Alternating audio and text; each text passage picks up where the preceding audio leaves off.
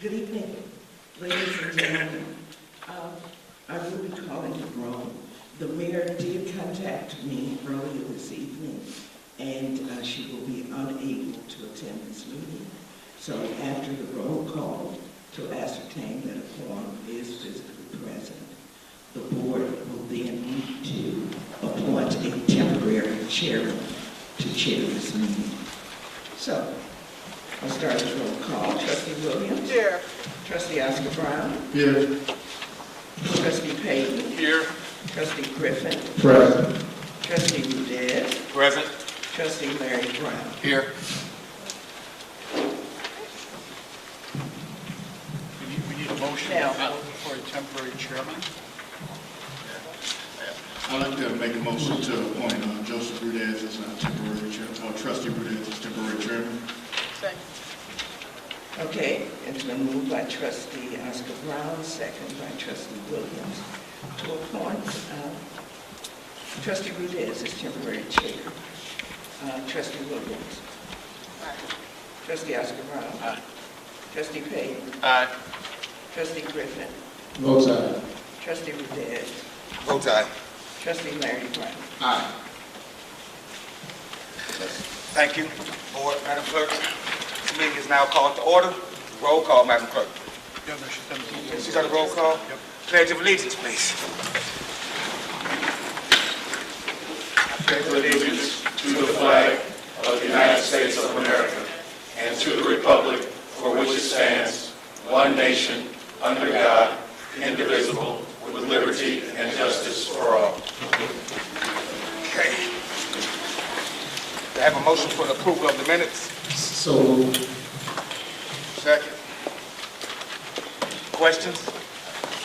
Roll call, Madam Clerk. Are these going to be both the minutes?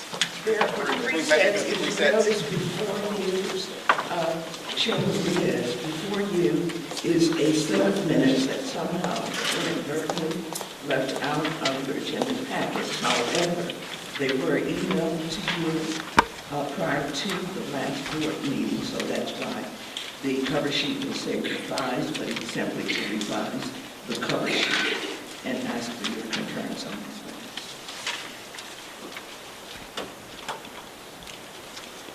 So this is a motion to approve the minutes of September 24th, 2013, November 26th, 2013, and January 14th, 2013.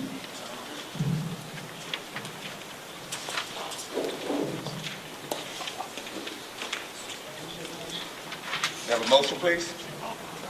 I already made the motion. Okay. I'm sorry, was it Trustee Griffin? Yes, ma'am. Yes. Who second? Who second? Trustee Brown?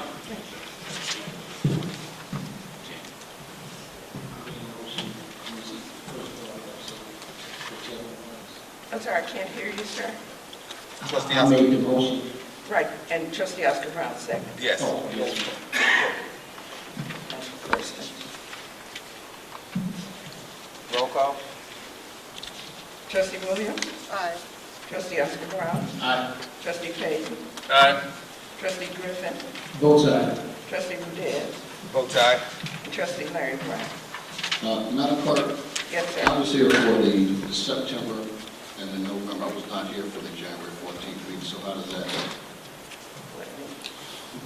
You're permitted to vote. Okay, votes aye. Okay, thank you. Thank you.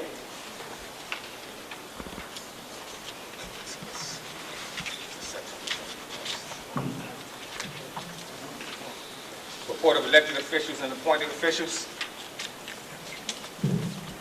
I do have a brief one. This is somebody. Trustee? On last Wednesday, the board of directors met for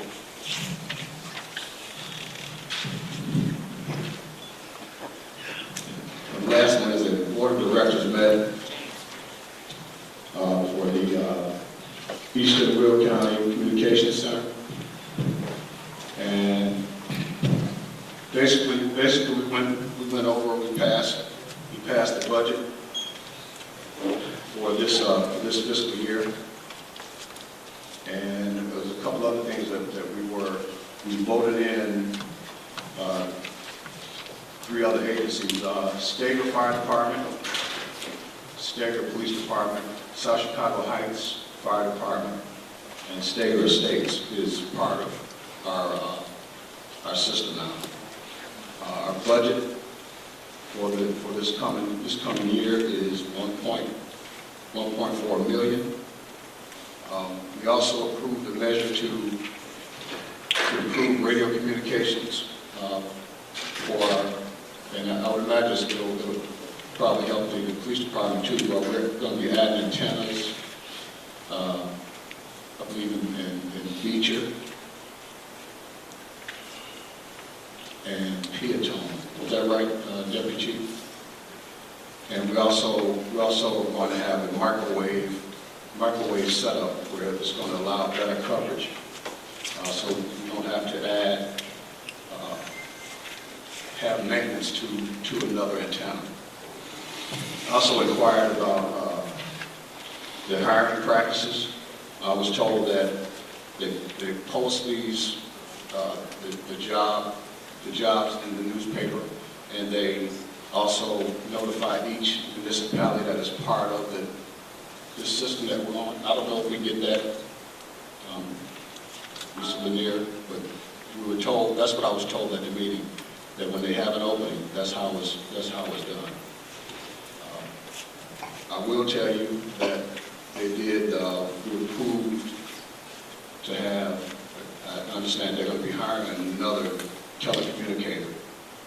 So the number to call, those of you who are interested, and it is a lengthy process.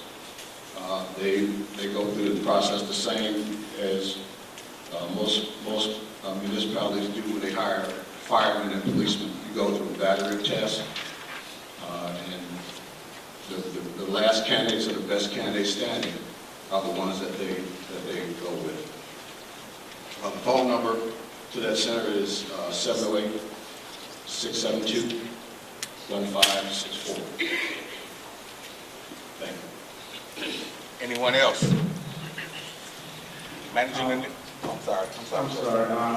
I spoke last week with Ernest Robinson Engineering, and as of today, we still have 2 right-of-ways to get. The right-of-ways are the land from the street to the owners inside the property. So we're still waiting to get those 2 right-of-ways. And hopefully we can have those done by the end of this month or first of next month, where that I-57 project will be still on schedule. So we've been working with this for quite a while, and we're looking to secure those 2 right-of-ways so we can start to have our entries and exits off of I-57. Maybe Mr. Lanier can expand on it, maybe he knows more than I do. But that's what I was told last week. Thank you. Anyone else? Manager's report. Thank you, Chairman. I don't have a report today. Instead, I introduce Mr. Matt Burns from our auditing firm, a lot about the Eggman. He's going to give us a brief overview of our audit opinion and the management matters. Next week.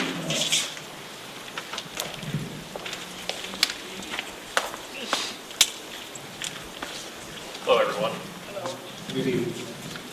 Everybody hear me? Yes. Okay. Yes, as Lafayette just said, I'm Matt Barrett. I'm with Lauterbach & Neiman. I'm a principal at our firm. I have been the auditor or the manager on your audit for the last year.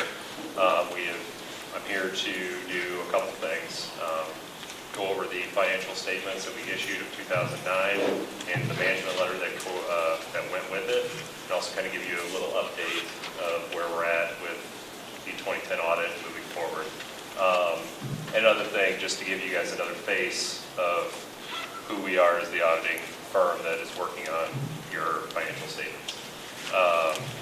For the 2009 audit, we provided you with a qualified opinion with this qualification coming in 2 different areas. One being the fire pension fund did not have an external actuary report completed during that year, which that is needed so we can know what the net pension obligation is that goes into the financial statements. Basically, what the village owes to the fire pension, the definite number that they owe from over time of like between property taxes or whatever that may have run short. That's how the net pension obligation builds up.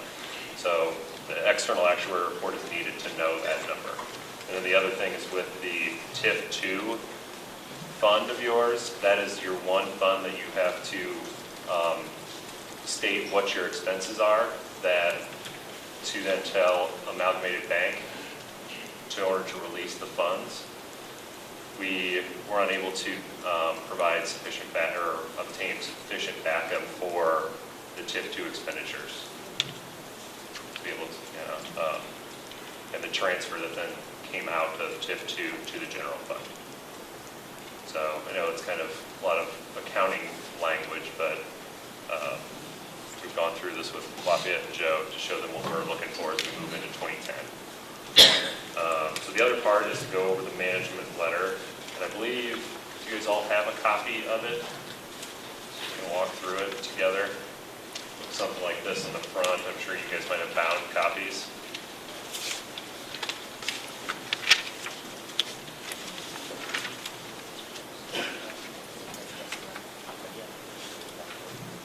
So every time we do an audit, we not only provide the financial statements to say what these numbers are, but also we provide management letter comments to you of areas that can be improved upon by the overall village or the accounting department in general. The first one that we have in here is just a GASB pronouncement that is upcoming for you.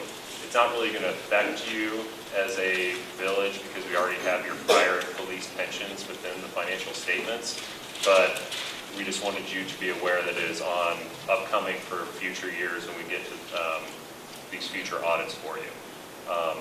GASB likes to mix things up and add different pronouncements along the way, probably to help us keep our jobs, I guess. I'm not quite sure, but they come up with these things that they would like us to implement each year with the financial statements. So nothing really for you to worry about. We will help you implement it within your financials.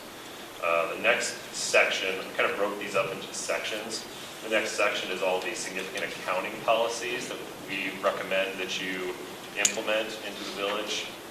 These are every time we come out our first year of auditing, we go through what the policies and procedures that the village has and try to provide benchmarks and best practices of what we would expect to see in terms of these policies. They help you run better, more smooth operation. So with these, there's an investment policy, is second management letter comment, a capital asset policy, a fund balance policy, and a policy and procedures manual. So those are the main policies that we are recommending that you look into. The main ones I kind of point out would be your fund balance policy and the policy and procedures manual. Those probably where you as the board would get the most impact out of them. The fund balance policy could just help give you a guideline of where you would like your fund balances to be at the end of each year when you're trying to budget moving forward. So you can have a cushion if things ever dip down again, or you're looking forward to be able to have a projection of as you're planning moving forward into the future. The other one would be, like I said, the policy and procedures manual. It's always good to have a complete look at what each department does, be it at the police department, how their cash goes in and out, or in the finance in Village Hall. Yes. Well, I'll let you get through the procedures first, because I do want us to expound a little bit on capital asset policy, the fund balance policy, and the policy and procedures manual. Those are pretty key in the bank reconciliation.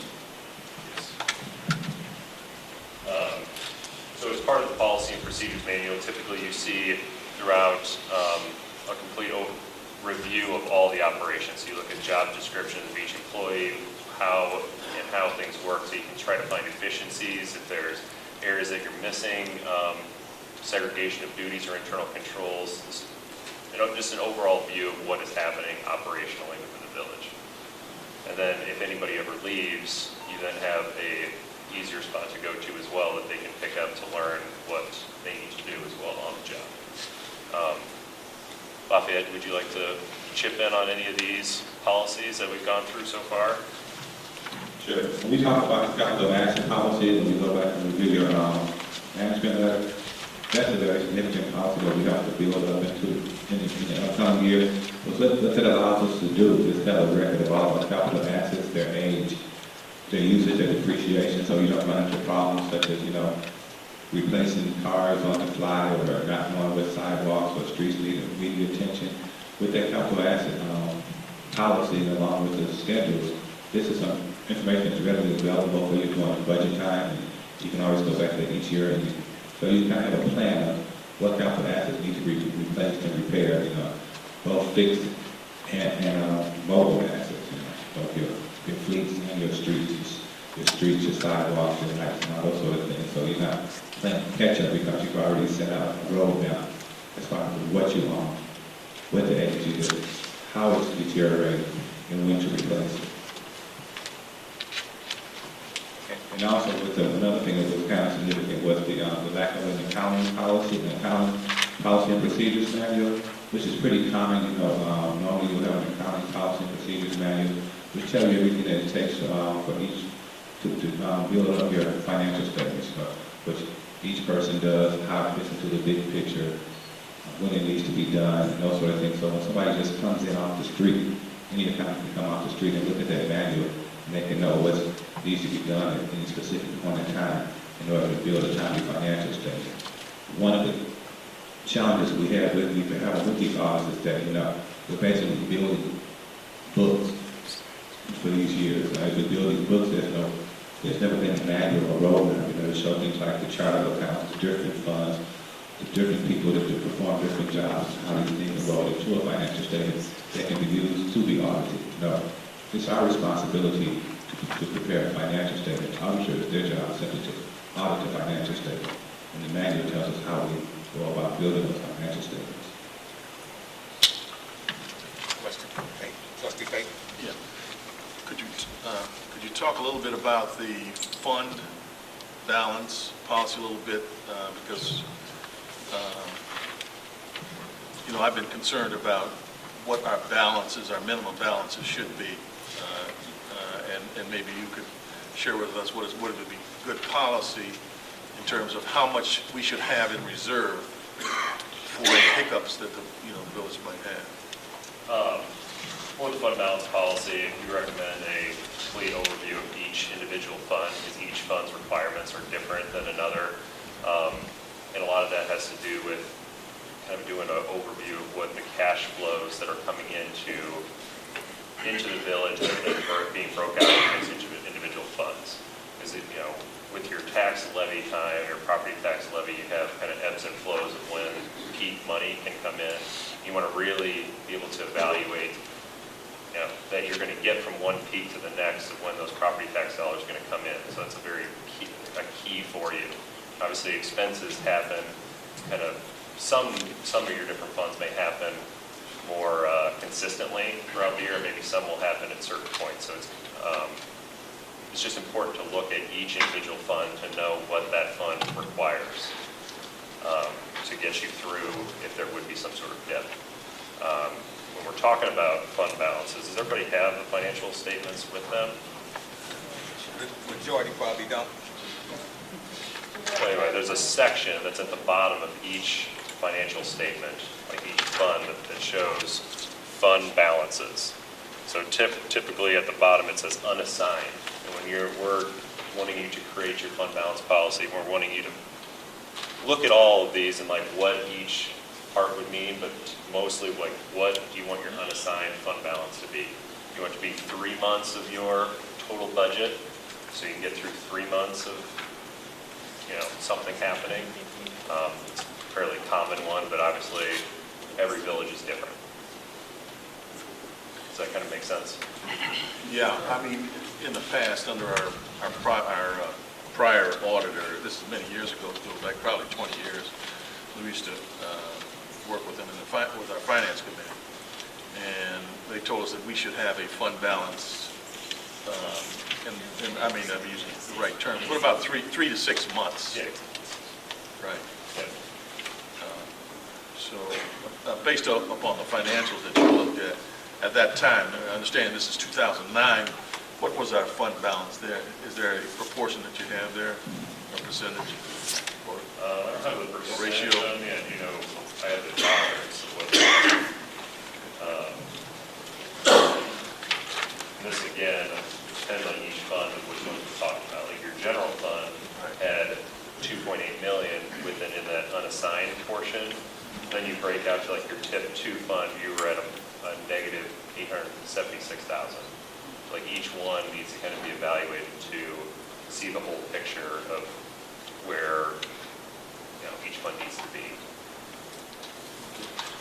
Was in terms of all of these things that need to be done, was there any timeline that you recommended to the manager by which these needed to be really completed? Because some of this is no small task to do. Policies, they can happen at any time. So as soon as possible, we were able to provide to Joe and to Lafayette examples that we have from all of our other clients. So they can look at, we even have just basic templates to be able to be used and seen, so you guys can have a jumping off point to be able to create these things. In terms of then getting in compliance with the fund balance policy, that can be up to board discretion. Like you don't have to set the policy so that, and I would recommend not doing this, being in compliance on day one. You need to build up to it, give yourself, 3-5 years worth of budgeting when you're starting to get real numbers out of audits to be able to build up to this is what we want our fund balance to be within 3 years, or 4 or 5 years, whatever you would like to do as a board. Do you, Lafayette, have any estimate as to realistically when you would be able to pull all this together, these recommendations? The recommendations are actually already mentioned there as far as talking to the board about creating a positive fund balance. And I have to agree with Matt, this is going to take several years. Even though we have a positive fund balance in the general fund for the last, in the 2009 year, there was a deficit. So we have to look at some way to not expend all of our revenues. If the goal is to set a goal, say 3 months, operating expenditures as a fund balance. The unassigned cash fund balance. And we have to look at how we can reduce our expenditures, how we can increase our revenues over a period of years. So first, we'll talk about what it is that we want to establish as a reasonable contingency, emergency fund, or fund balance. And then we have to see how we can work our way into it while at the same time still operate. So I realize that for the cash related things, but I is it working? It's not even working.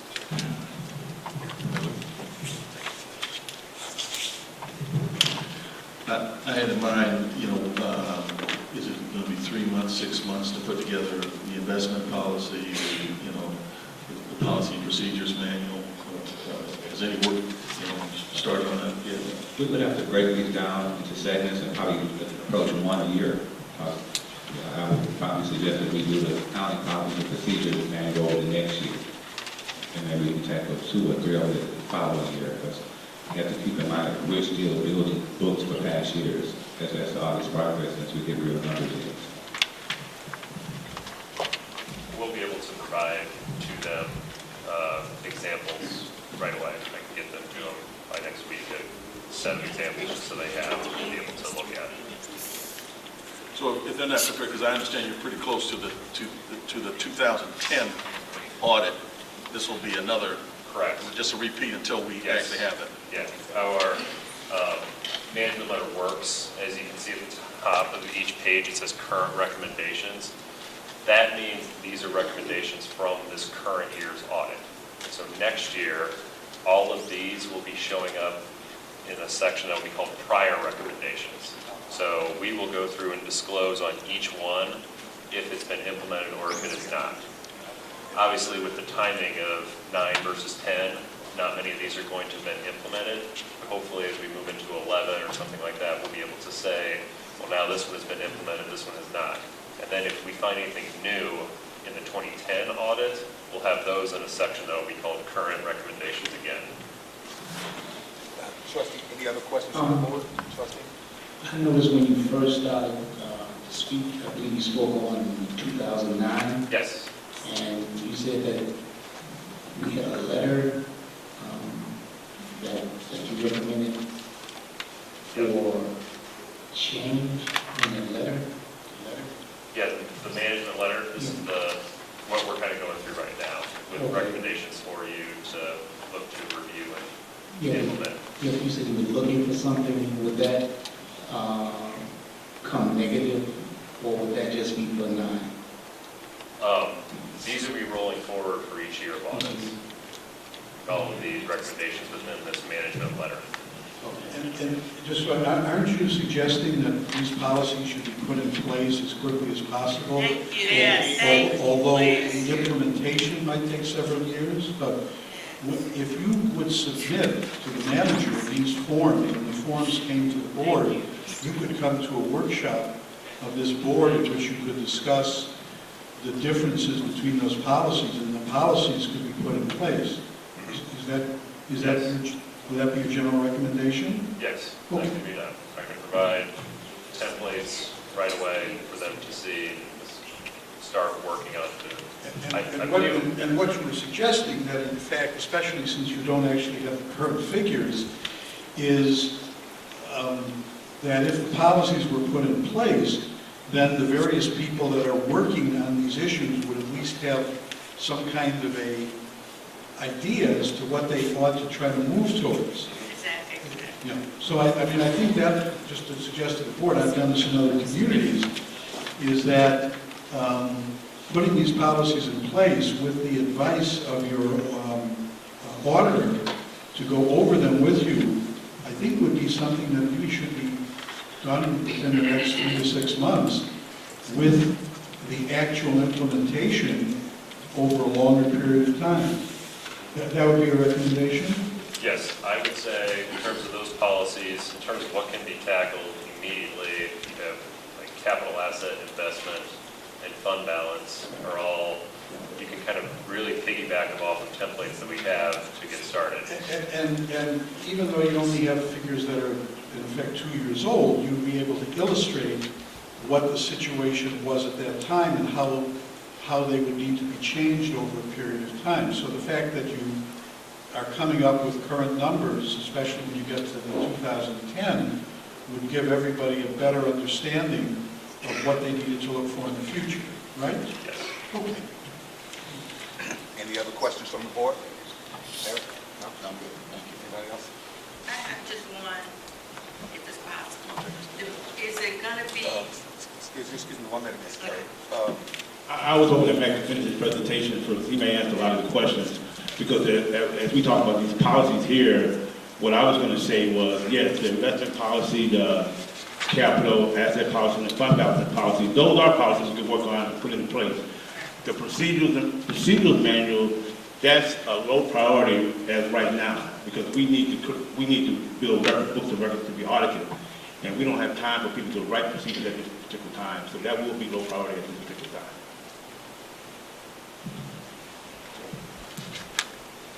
I don't know how low a priority it is, because I think we need to have those policies in place, but I Well, no, I know we need to have policies in place, trustee, but what I'm saying is, we have to have books and records for them to audit, and right now, we got full-time staff working on creating these records, and I don't have anybody to write procedures and manuals.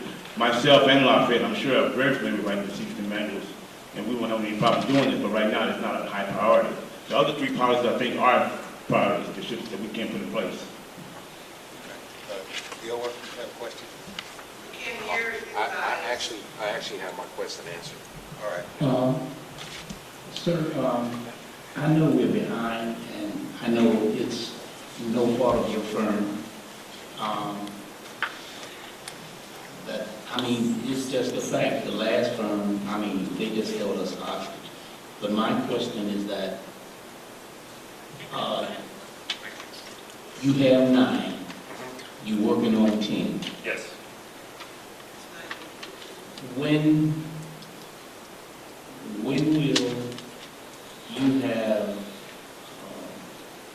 I guess, 11 done? And with doing all 3, will that give us a better financial picture of the village? Doing 9, you got 9, you're working on 10. When will you have 11 finished?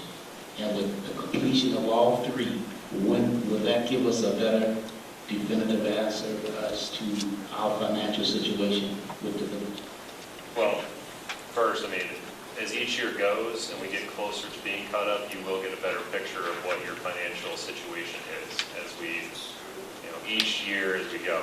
Obviously, we're at, February 2014.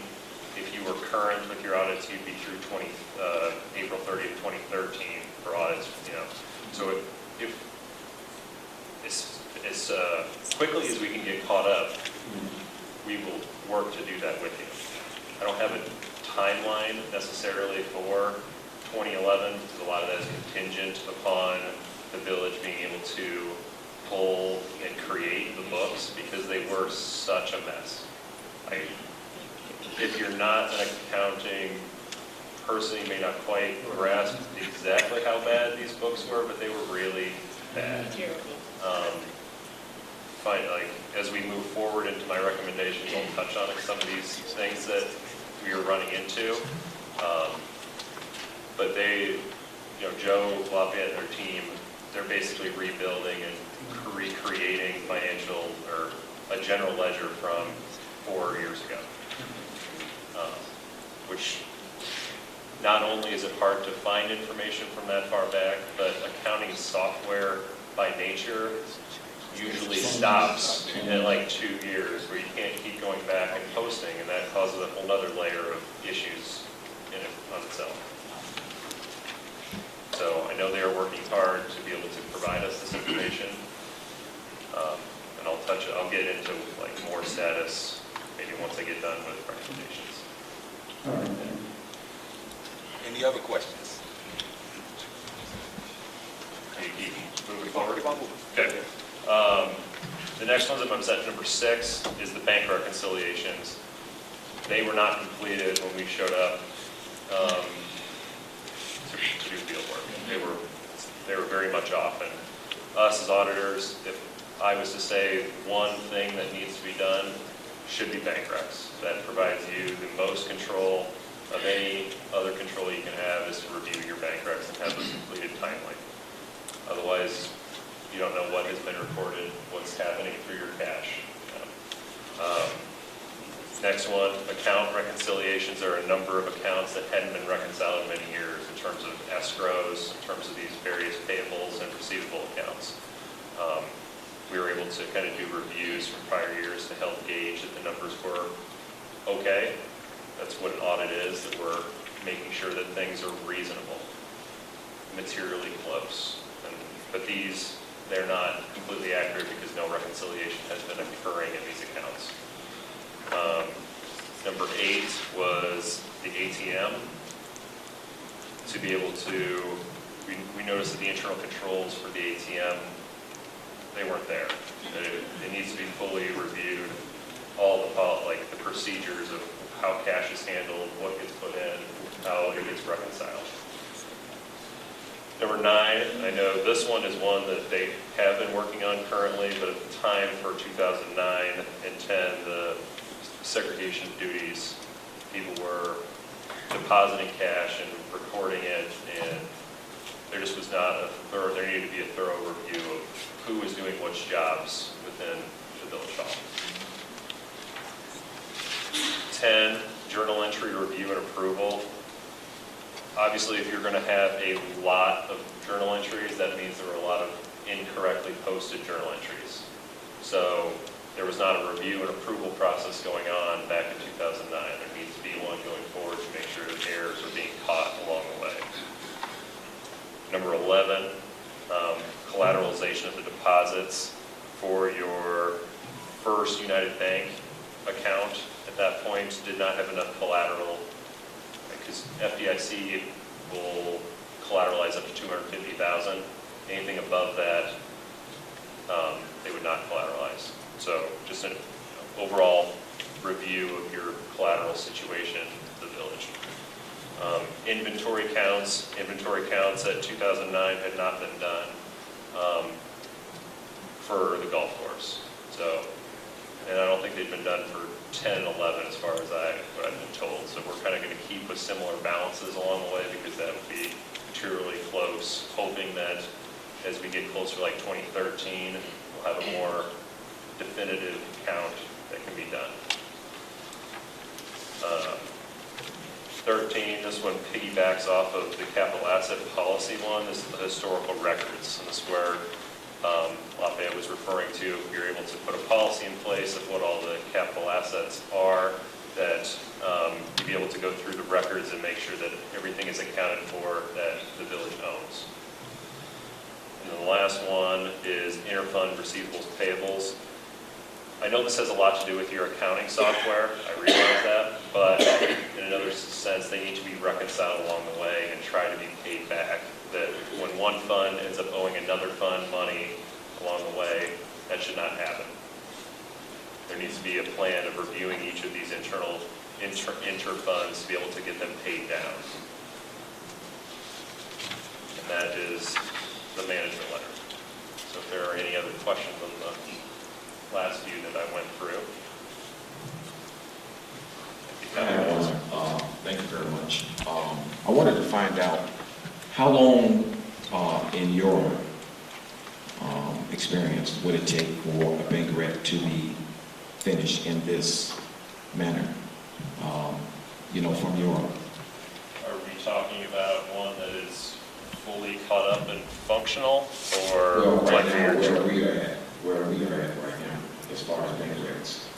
I guess I don't feel comfortable stating that, because I'm not in the day-to-day of where, because as you can think about it, it should be a full-time job to do accounting currently, to be able to do your job on a day-to-day basis, to be caught up on the current work. Exactly. But then to be able to go backwards in time and try to create 3 years worth of books, that's another full-time job to be able to do. So there are a lot of difficulties with what they're dealing with the accounting software.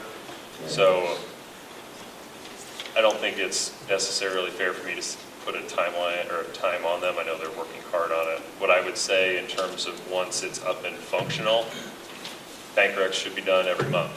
They should be done by the 15th to the 20th of the following month. That should not be that should not be unreasonable to ask once everything is caught up and moving smoothly. You should be having month-end closes by the 20th of the following month. So, as finance director, where are we at with our bank recs? Are we close to being caught up, or? That's a conversation that you and I can have at any time. But just to give you an idea, we hired a person back in October, and she's been working consistently on bank recs, and she's pretty much caught the general fund up to current. We have a number of bank recs to catch up. When I came in as finance director, I identified right away that that was our most immediate need, bank recs. You can ask me at any time, you can call me at any time, you don't have to ask me in these meetings. This is the reason why that I ask these questions, because that I want the people of this village to know about their funds, about their financial statements, and things like that. I do not like asking these type of questions alone. I want the village people to understand about their funds. Thank you. Trustee Larry Brown? Yeah, I just got to make the statement. And I appreciate you coming in and sharing this information with us. In this short span of time that we do our board meetings, this should have been a workshop. Yep. Yes. Because I can tell you, there's probably about, the residents have questions. We have time, we have to do our village business. This is part of our business. However, this is a workshop. matter. And it should have been treated as a workshop. And you know, to do this, you know, to have this gentleman come here to do it in 20, 30, 45 minutes is unfair to the residents. It's unfair to us because I don't have a copy of what he has. I can't go along with what he's, I'm listening to this gentleman, I can't go along, none of us can go along with what he's doing and writing. And, you know, I'm just wondering, was this something that that had to get out in this manner, that we could not have a workshop? You might recall, we passed out the management letter and the financial statement to the board. Oh, you weren't here. The other board meeting that you were absent. Probably a month ago, we issued out these documents to the mayor and the board, and we asked how if they would like the auditors to come and give them an overview, and this is what the board requested. The board would like I never got them. You sent an email?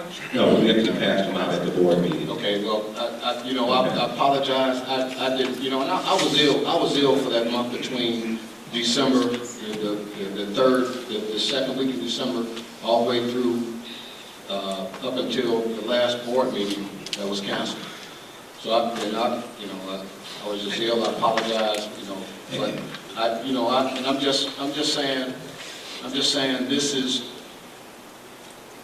and of course, whatever the board's favor, their pleasure is fine. But I always believe that matters such as this should be discussed in a forum, an open forum, where residents can ask questions. And I can tell you, just by looking at in the audience, that residents there's several questions.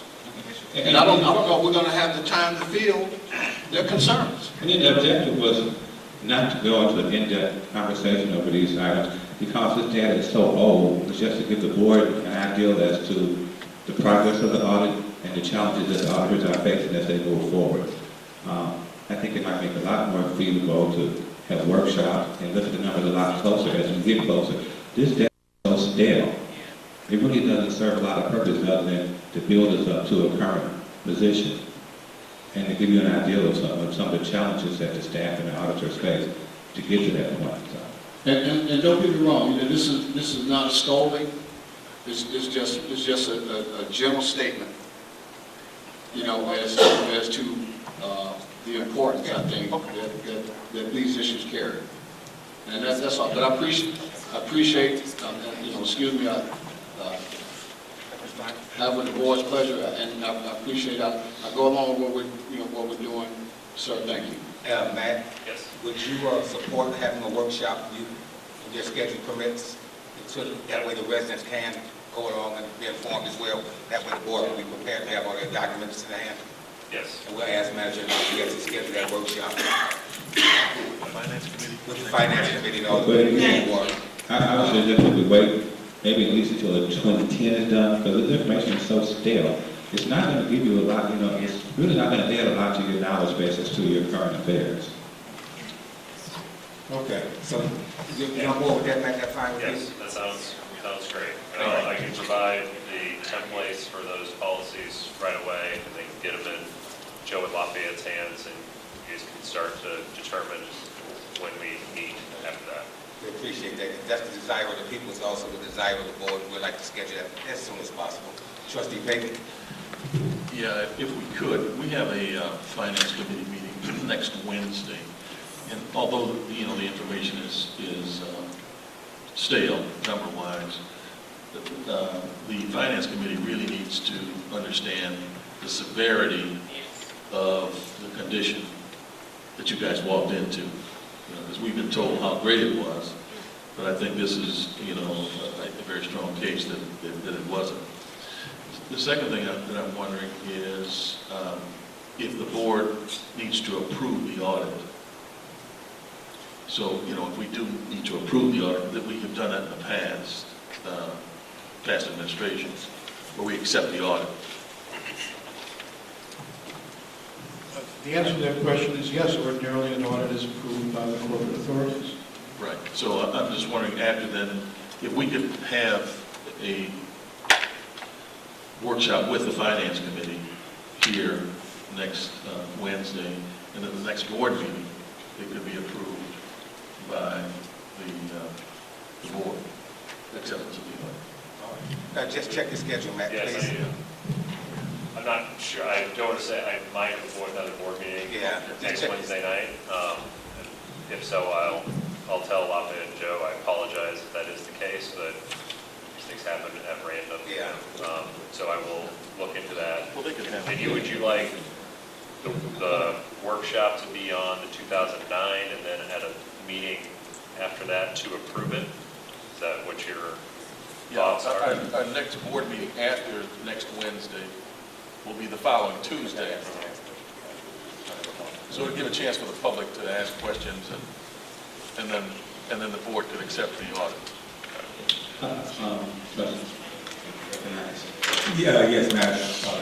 However, if the auditor is not available for the finance committee meeting, the finance director and myself, we can come and we can certainly, we're intimately familiar with these numbers as anyone. We can certainly share with the finance committee and the board to the best of our abilities so we can put this audit back on the next agenda to be approved. All right, thank you. Thank you. Anything else? Any other questions about the management letter for 2009 information? I'll give just a very brief overview of where we're at with 2010. I'll finish up with 2009 first. 2010, we have been working on our field work part. We've been working with Joe with a list of requested items and follow-ups that he's been working on to try to get a lot of it create for us. And we are coming back on Thursday to re-enter the field to obtain these items from Joe and see where we're at, and then be able to create a plan at that point to see when we can hopefully finish up the field work, which then we can start creating the financial statements themselves. Okay. Just one quick question. All right. I have just one quick question. I came in a little late. Are the 2009 audits, are they completed and have they been approved? Yes, these are the 2009s right here, finished and ready to go. We're just, they haven't approved it by the board yet, but we have signed the opinion, so we think our work is done on 2009. Okay. Then I wanted to ask that one real quick in relation to having a meeting next Wednesday with the Finance Committee. Would the audit management letter be available for us to review? Yes. Sure. Say again? I passed out the last finance The meeting. 2009? Yes, the one you discussed tonight. No, you didn't. Oh, No, you okay. didn't. We'll make sure that No, information sir. copies. Yeah, we'll make sure you get those copies, Mr. Turner. Thanks.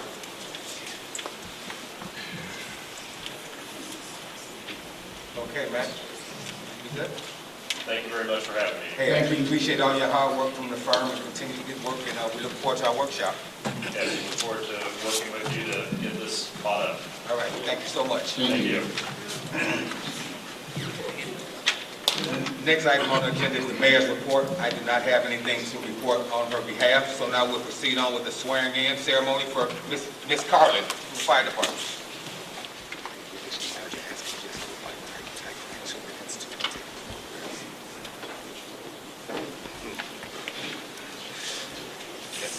Yes, thank you.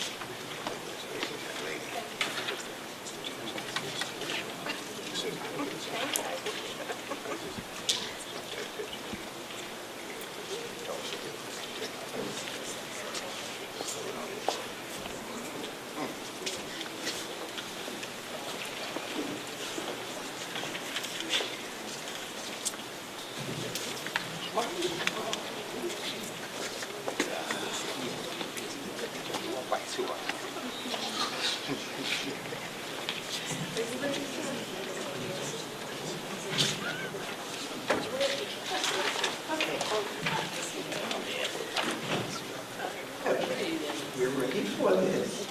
If you will raise your right hand and repeat after me. I, Elaine Carlin, having been duly appointed to the position of firefighter paramedic to the position of firefighter paramedic with the village, with the University Park Fire Department, with the Village of University Park Fire Department, in the village of University Park, in the Village of University Park, counties of Will and Cook, Illinois, counties of Will and Cook, Illinois, do solemnly swear do solemnly swear that I will support the Constitution that I will support the Constitution of the United States of the United States and the Constitution and the Constitution of the State of Illinois, of the State of Illinois, and that I will faithfully discharge and that I will faithfully discharge the duties the duties of the office of firefighter paramedic of the office of firefighter paramedic according to the best of my ability. according to the best of my ability. Congratulations. Welcome aboard.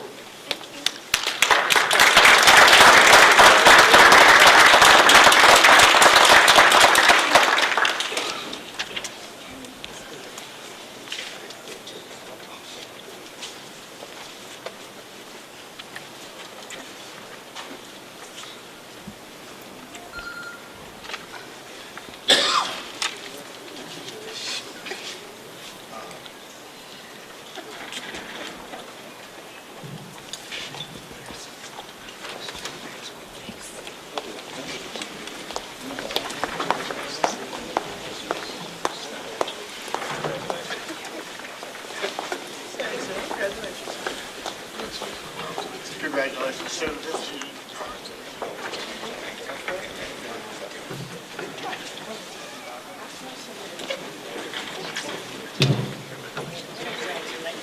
Okay. Next, we'll have a proclamation for Black History Month. Trustee Oscar Brown, would you pledge the community? Proclamation, Black History Month, February 2014. Whereas Black history is a time for all Americans to remember the stories and teachings of those who have helped build our nation, took a stance against prejudice to build lives of dignity and opportunity, advance the cause of civil rights, and strengthen families and communities. And whereas during Black History Month, all Americans are encouraged to reflect on past successes and challenges of African Americans and look to the future to continue to improve society so that we can live up to the ideals of freedom, equality, and justice. Now, therefore, I, Vivian Covington, Mayor of the Village of University Park, do hereby proclaim the month of February 2014 to be Black History Month in the Village of University Park. I encourage all residents to join me in honoring the many contributions made by African Americans throughout this region and to participate in the events sponsored by the Human Services and Special Events Committee and University Park Library honoring the contributions of Black Americans. Today is this 11th day of February 2014.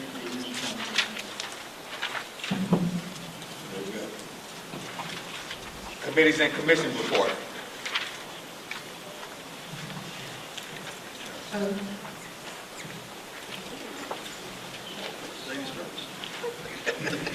Just to report that due to the bad weather, our Golf Club Advisory Committee had been unable to meet, and we are looking to call a special meeting this Friday at 5:30, if that works for the remainder of the board. There are a lot of things happening or about to happen at the golf club, and we would like to meet. Any other committee and commission reports? Yes. Travis, did you want to provide a report on the status of things with the Human Service Special Events Committee? And I would ask the same of Sandra Hurd, the chairperson, the newly elected chairperson for the Finance Committee. No? Yeah, okay. Got a great, while they're coming up, I just want to thank the individuals, because in both of the meetings we had, despite the cold weather and the snow, we had a lot of people show up. In fact, there were so many people at the Finance Committee meeting that we kept hauling chairs from other parts of the building, and we've had to now relocate back here to 90 Town Center so that we'll be able to accommodate anybody. So we continue to ask people to come out and to support your community. It's only as good as you are, and particularly in areas like the Finance Committee, where our village resources are so important. Mr. Travis. Mayor Chair Rudez. trustees, village manager, and residents. We had a great meeting February 8th. What we did is we finalized the Human Services Special Events Committee calendar for 2014. Some of the things are still tentative, okay, but some of the things we're going to be doing is the community-sponsored job fair, which is March 21st, the community garage sale and homeowners association neighborhood block parties, June 21st to 22nd. We're going to have a farmers market from July 16th to September 1st. We're still going to have a back-to-school family festival and carnival, August 15th, 16th, and 17th. We talked with the senior committee about the senior and parent citizens awareness in October. We're going to have a men's and women's health fair in October, a fire prevention and emergency preparedness in October 22nd to November 3rd, military veterans recognition and appreciation, November 7th, 2014, and Thanksgiving dinner giveaway, November 20th, and coat drive, December 6th. Also, talked to a few people about the carnival. I've got 2 people who come and talk to us, very large carnival companies that will talk to me probably Saturday and probably next month. That's all I have. Thank you. Questions? Could you just talk a little bit about the tent? Huh? Could you relate to the discussion about a tent? Oh, yeah. The last year we rented the tent was $3,500. So we decided to look at leasing, to purchase a tent before the carnival starts in August. It'll be cheaper than renting a tent the last few years. Because the last couple of years, last 3 years, it cost us $11,000 because the tent is $3,500 to rent. So it's better to go this route, and this way the other parks and recs can use it, the golf course can use it, and other people can use it also in the village. Thanks a lot. Any other committee and commission reports? Just heard the finance committee. Okay.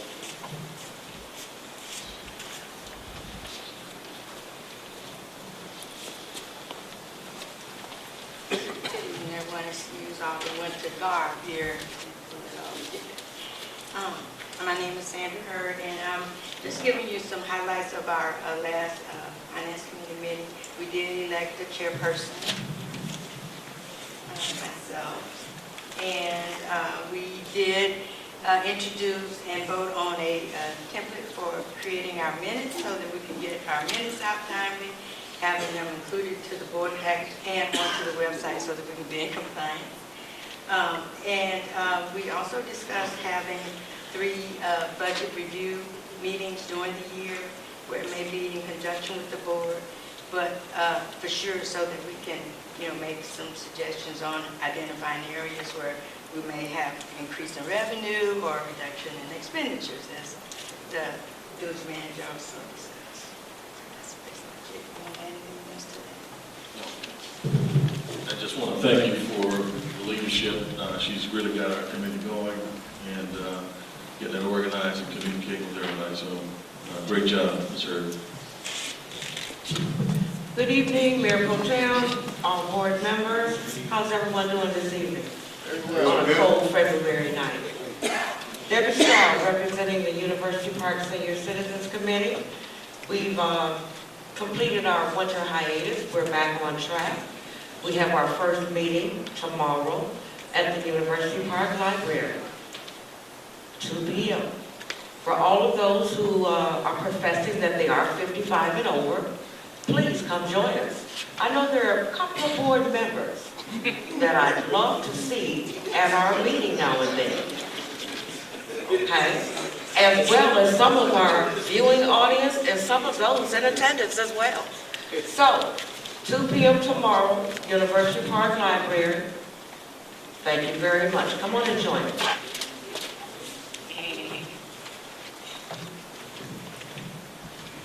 Anybody else on committee and commission reports? Reports of other officers? Good evening, Mayor Pro Tem and residents and other board members. How are you all doing? It's so warm outside. I just wanted to let the residents know that we do have our college tour that's coming up. And if you have anyone that is in 8th grade and up, we will be attending Illinois State, Washington University in St. Louis, Lincoln University and University of Missouri, aka Mizzou. We will be leaving on Monday, April 7th, and returning on Tuesday, April 8th. The parent meeting will be on Thursday, March 27th. But for more information, give us a call at 708-534-6456. Our garden program is around the corner. Congratulations, special thanks to Ms. Mary Truss and Robert Alexander for doing such a successful job last year, till they got some vegetables on here that I've never heard of, because I don't cook like that. So we're looking at this year extending the produce. So Trustee Griffin, please let your wife know, because I know she'll be excited to hear this. They have yellow eye beans. Okay, see, some I didn't know about. And some hot sweet peppers and cabbage, onions, just a variety of things. So again, if you're interested in this, please call our office and get that information. Last but not least, everybody knows that we have to be a part of everything that the young people do. And I've been on this family for a number of years, so I asked them to attend the meeting tonight from the Foundation for Four Vans. If I can ask her if she can come up, she's real quiet, she can come up and tell you what they're doing and give the residents an opportunity to get involved. Come up to the mic. Thank you.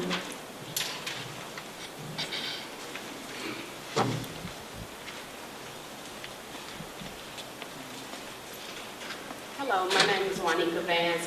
We're from Foundations for Advancement. It's a college and career readiness academy for children. What we try to do is prepare students for college careers and entrepreneurship, starting at the age of 3 on up to, the school goes up to the age 4th grade, but we also do athletic activities as well. We run a summer track team, and we expose the kids to ROTC drill team. We also take our students on college visits every month, just making sure that they're exposed and they understand the importance of college graduation. We believe that college graduation is not an option, but an expectation. We're also putting on this summer entrepreneurship workshop for kids ages 4 to 12 years old, where they can actually start their own businesses. And what we're asking the village to support us, as right now we're selling discount tickets to help us in our fundraiser. And we're also going to be opening up the track program for the summer. It's an AAU summer track team that we take the students to the Junior Olympics every summer. So we're asking your help in buying some discount tickets for the students. And also, we would love for you to come out to the school and see what we're doing and how we're trying to make a difference in education, sports, and entrepreneurship in our youth. Thank you. Thank you. Thank you, Ms. Other committee. Thank you, Ms. Vance. Other report, other officers. Chief. Good evening, everyone. Mayor Pro Tem. Just wanted to announce that we had a Top Gun shoot-off this year at the police department, the fire department, and Commander Stroud will be giving out some awards to Top Guns. Just an exchange that we want to have between the police department, the fire department, and the community.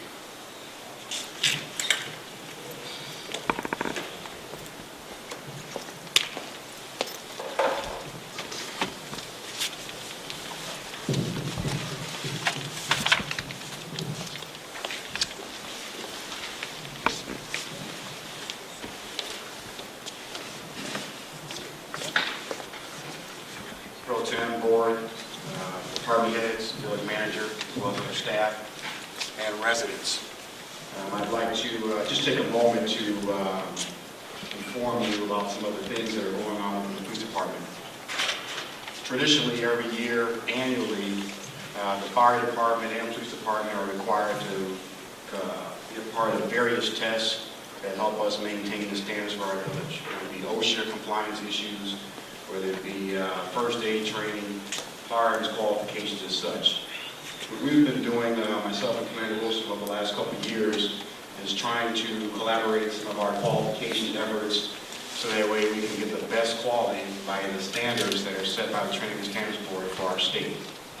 In doing so, we've had an opportunity to have an annual qualification between police and fire that resulted in a Top Gun shoot.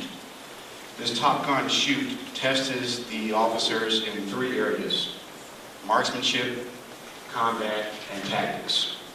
And through a combination of these skills, they are able to basically get the job done, help the defensive life, themselves, the public, and so on and so forth. And they're pretty much, I would say, compatible to the military standards on being ready to do the job themselves.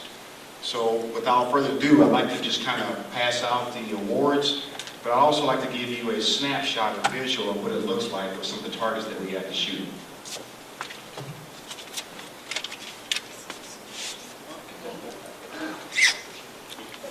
That big?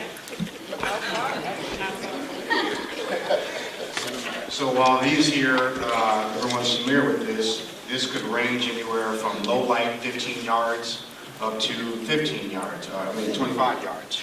Also, just some of the other targets that you may see are something like this, being able to hit these dots from a small or short distance, or as well a long distance.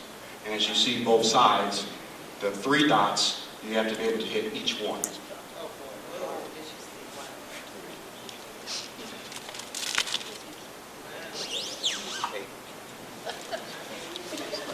So if there's anyone in the military, I think Commander Wilson and I would be more than willing to invite those people up so they could join our standards as well.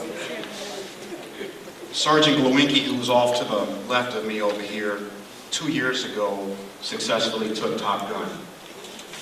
His award was a trophy of height, a Glock, which cost roughly about $800, and then some awards to accommodate that. This year, working with the budget, we were able to still maintain the plaques that we hand out. I'd like to first start off with Officer Jacob, who got first place.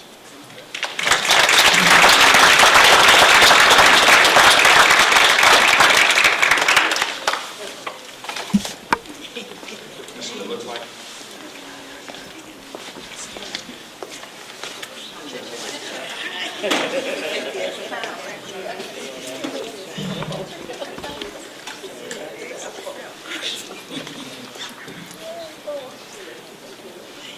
Congratulations. Thank you, sir.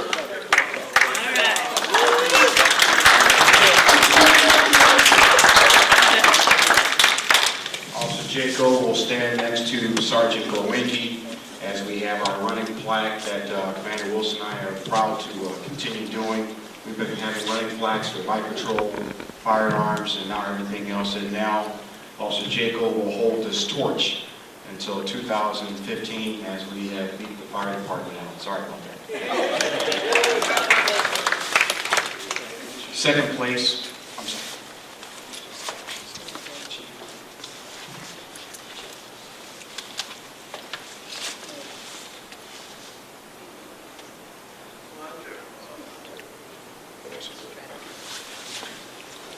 Second place is going to be Lieutenant Sean Richards of the fire department. Unfortunately, he was unable to meet with us tonight for medical reasons. But I'd like to pass this off to Deputy Chief Chelios in his hat, please.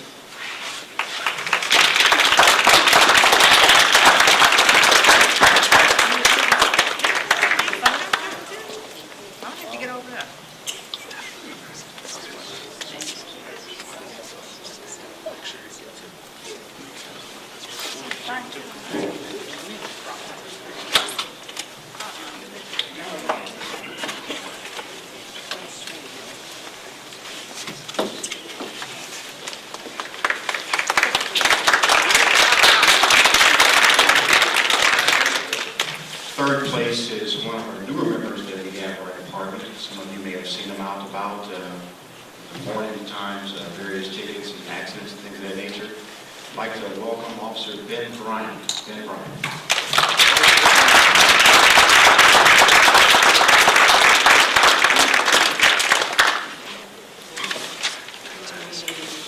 Congratulations.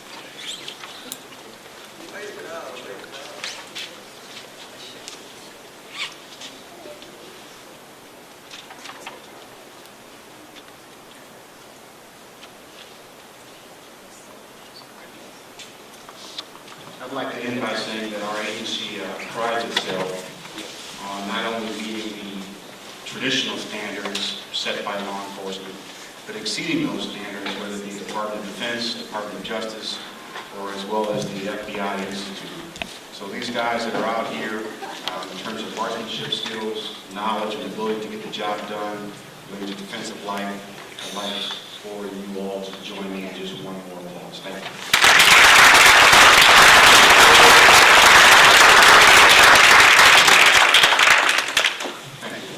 Thank you, Commander Stroud, Commander Wilson. Great job. Continue on. Great job. Thank you. Any other reports of any other officers? Attorney Diamond? I have no.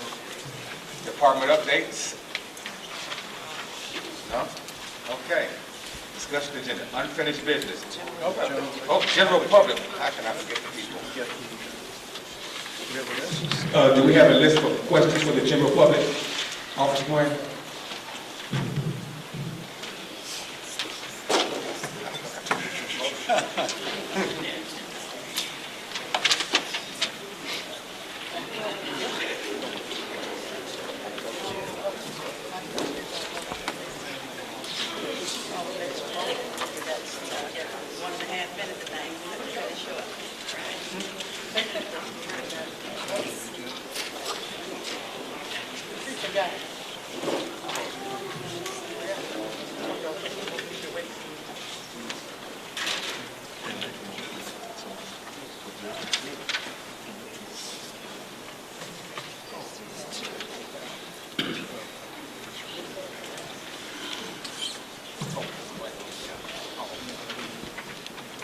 Keith Rouse.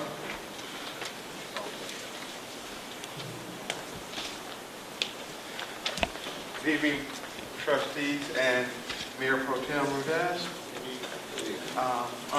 I'm with the Concerned Citizens Committee. On October 26, 2011, at approximately 10 p.m., I received a call from my son, Johnny Rouse, on his phone in error. We had talked earlier, but his phone mysteriously dialed my number at that time. I asked, was he okay? He said he was fine. Johnny said to me, he'd be home soon. I told him to be careful. I was out for the evening. At that time, it was my day out. So I told Johnny I'd see him tomorrow. I told him I love him. He said, Dad, I love you. That was the last words I heard from my son.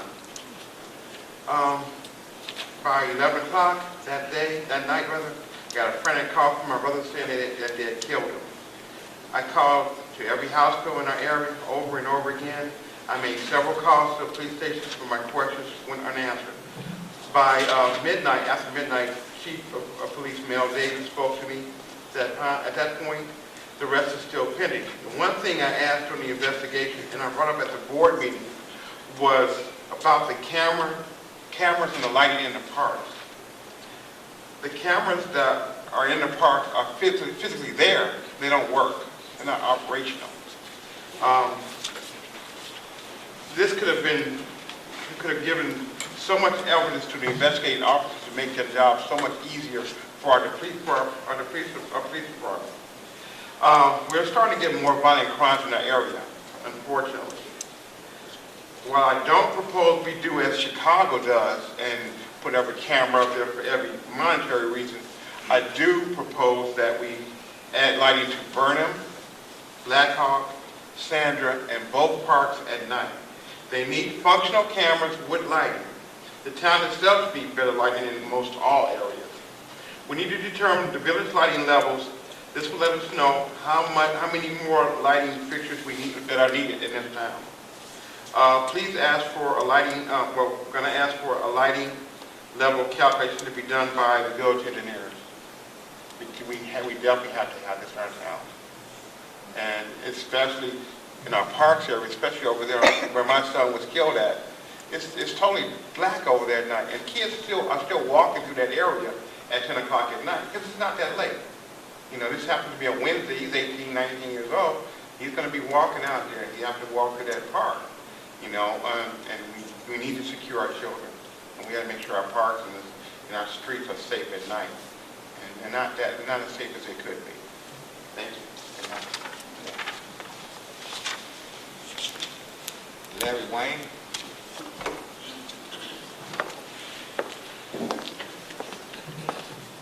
Good evening, Mayor Pro Tem Rudez, Board of Trustees and managers, and of course to our residents of University Park.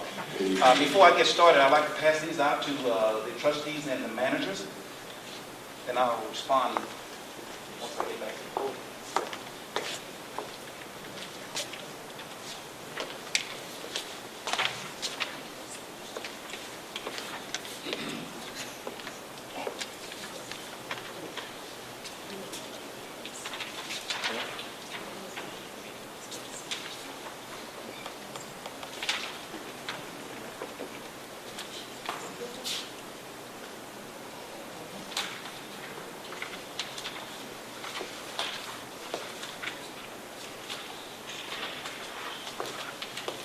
My question is for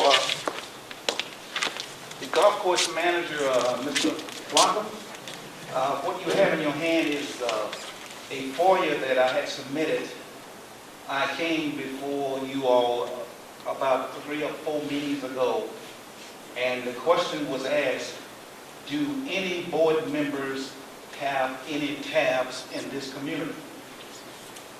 Your question was, no, no one had any tabs at the golf course.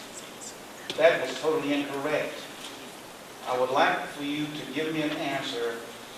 Who is responsible for this and why hasn't it been paid? It was incurred on 7 September of 2013. And I'd like an answer from you as well as the residents of University Park. Manager DeVere, could you answer the question, please?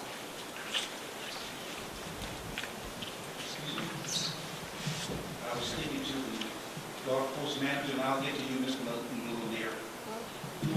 Excuse me, Mr. Wayne, the golf course, the restaurant manager is not here. Mr. Blockers is not responsible for the activities of the restaurant nor the bar. Okay, Mr. Lanier, this was incurred 7 September. Why hasn't it been paid? No, I was made aware of this recently that this bill had not been paid. We contacted the, I believe it was the, I call it the sponsor, the person who actually conducted this event for this event, and we submitted the bills to them. I don't know if they paid it as of today or not, but we have contacted them and resubmitted the bills. This lady game, 7 September, it should have been paid on 7 September after it was over. I can't speak to that because I don't track the payments. We send out over 2,000 bills a month. Okay, well, this is a bill, and it came to my attention that it had not been paid. We did contact the organization that sponsored the event, and we did resubmit the bill to them and ask for payment. Okay. I am requesting, once this has been paid, a written document showing that it has been paid and resolved. If not, how much time should I give you to get back to me? You can submit a FOIA to the information officer, and when it's paid, she can supply it to you. But I'm not the one who you would request this information from. Okay, so I will do that in due time. If it is not paid, then I will be going to the state's attorney on this matter, because I don't think that this should be incurred by the residences of this community. Okay, we have here is a okay, we have a $1,900 bill that is sitting and waiting for payment. Thank you so kind. Senator Warren.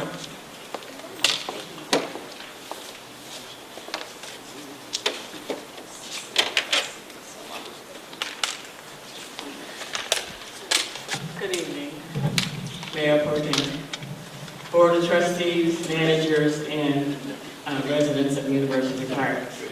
I'm a little surprised, I guess I shouldn't be, but I'm really appalled at hearing what the auditor had to say.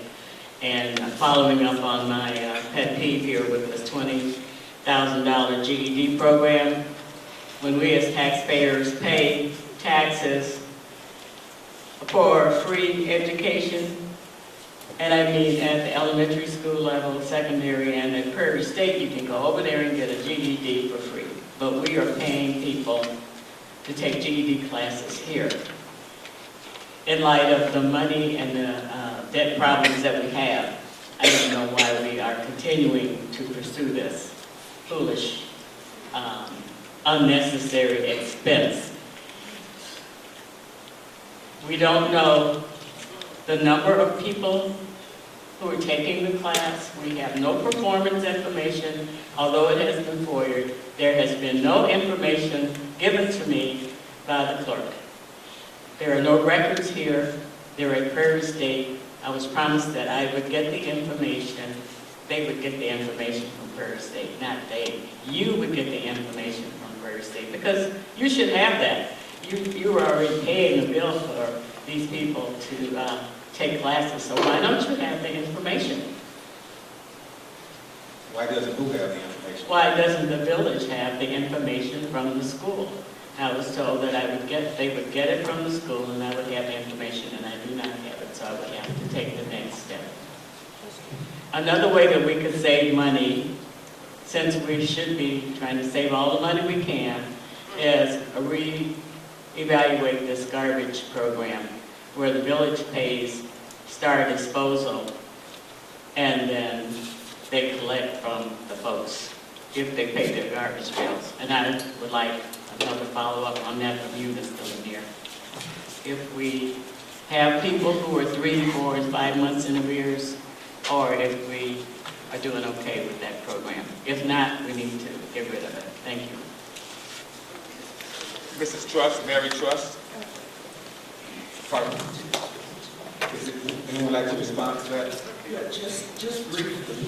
Madam Clerk would like to make a response. Okay.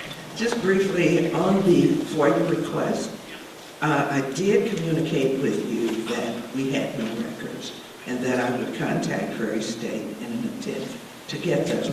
My communications with Prairie State was those were their records, sensitive documents, and I was unable to get those. You also informed me when we last spoke that you were going to Prairie State the following day and you would inquire on those. At that point, I no longer felt an obligation to report back to you on that when you had suggested, and since we had no records. Thank you. I did talk to one of the officials at Prairie State, and I'll go for you now. That's what I will do. Right, because they do have their Yes, I will own get the information. Okay. Okay. Yes, Madam Clerk. Yes. Mrs. Trust, Mary Trust.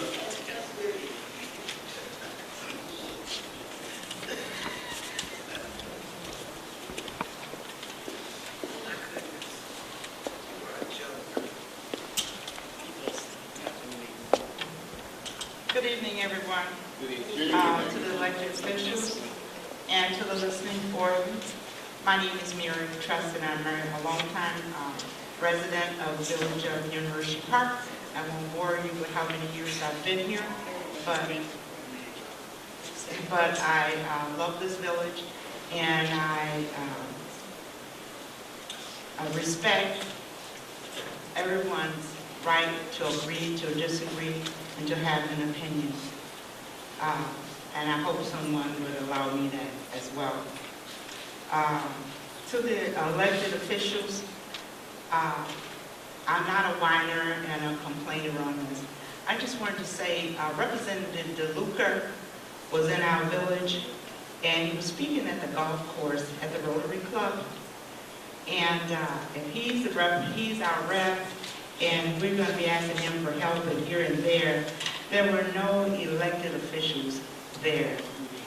Now, I understand that the board is only the elected officials, you're only part-time people. Everybody just about, Trustee Griffin is retired, I think. Mr. Gudez, I think, is a business owner, and Mr. Payton is a business owner, or has a job or whatever. The rest of you have jobs or whatever, but I just thought that someone should have been there. Ms. Star Lawson said that she was representing the mayor. I was there because I am a business owner, so I frequent the Rotary Club and a lot of other things around it. And I got a chance to talk to him and asked him for some help with a program that we're working on with the Garden Club. He was able to give me some advice and who I should contact. But I just think, and I understand that the mayor has a full-time job with the VA and whatever, and I know we got to make a living because I have to make a living too. But I just think somebody should have been there from the elected officials to represent our village, since he was our, the committees and commissions. I am not on any committee or commission officially in this village. I do belong to some of the others outside the village, but as a long-time tax-paying resident, I do feel that I can visit and participate in these committees and commissions as a person from the community, as a taxpayer. But the way they are ran, some of these people have been on these committees and commissions forever and a day. They're tired. If you're a parent, you've got to take care of your children or whatever it is you are doing. I think we need to revitalize these committees. Some people are just sitting there. They're not coming on time. And when I get dressed and come out into the cold to come to a meeting, and you've already decided that you're not going to have a quorum, so you don't have the meeting, I don't appreciate that when I was sitting around in the house in my pajamas. And now I've gotten dressed and came out. But I understand that you are tired, and because a lot of people get tired, and you serve on these committees so long, but when you can't function anymore because you have other obligations, you maybe need to step aside or do as I do. I participate when I can participate because I have disposable time and I can rearrange my time. So I do it, but I don't hold a position and keeping someone else from joining who might be able to serve a little better than me or have a better commitment. And when it's cold like this, I try to go to Arizona as often as I can. But please think of that. And I'm going to sponsor a step-up day where I'm going to be asking people in this village to step up to the plate and volunteer your time to do some things within your community. And I hope no one's feel the need to stop me from participating in our community. We have a 7-acre farm. I've said it once and I'll say it again. There's no reason why we should not have good vegetables growing here. And Representative DeLuca has promised me he will try to help, and he gave me some names to try to help steer that program on. Mr. Robert and I started that last year as a pilot program, and it was a big hit. People got mad at us because we didn't get it out in time. We were a little late. But it will be going forward this year. I live in the Regal Farm home, and darn it, I'm going to sit there and not grow vegetables there. Excuse me, Okay. But I hope, I just want to say, most of you guys have advanced degrees up there. I have a few myself, but I will not try to get in the way of anyone who had a hiccup in their life and didn't get their GED. Because if you don't get, the GED is the next step up to trying to get a better education. And sometimes we do have to help people. Yes. Our governments are formed to help people when they need help. You understand? Yes. If we don't help our people, there's nothing else left but general assistance, selling drugs, and in jail. Thank you. Thank you, Wayne. Please. Thank you, Wayne.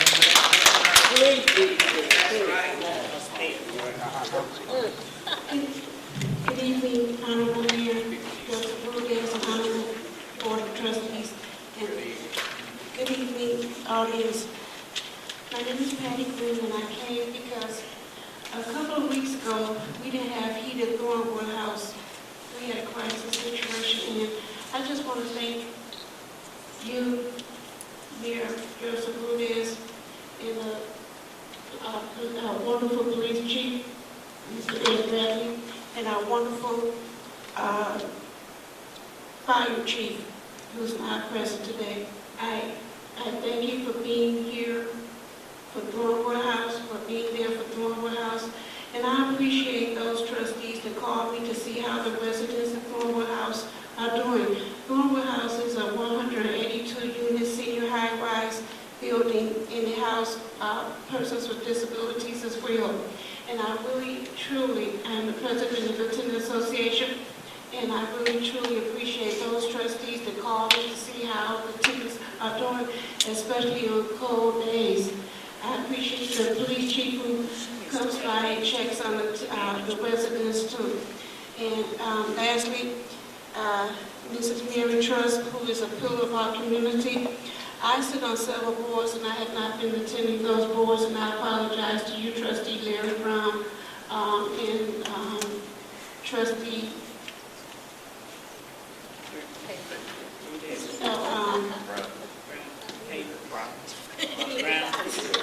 I'm sorry, Trustee Milton Payton. I'm in a lot of pain because I fell off the bed day before yesterday, and I apologize. But I apologize to you all, and I'm going to do better going forward. I do need to be attending those meetings, and I will. Thank you. Thank you. Dorita Franklin. What's she gonna say?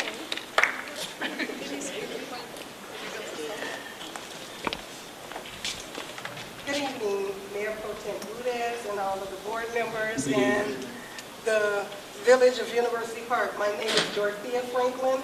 I'm a longtime resident of University Park. I came to speak with you tonight.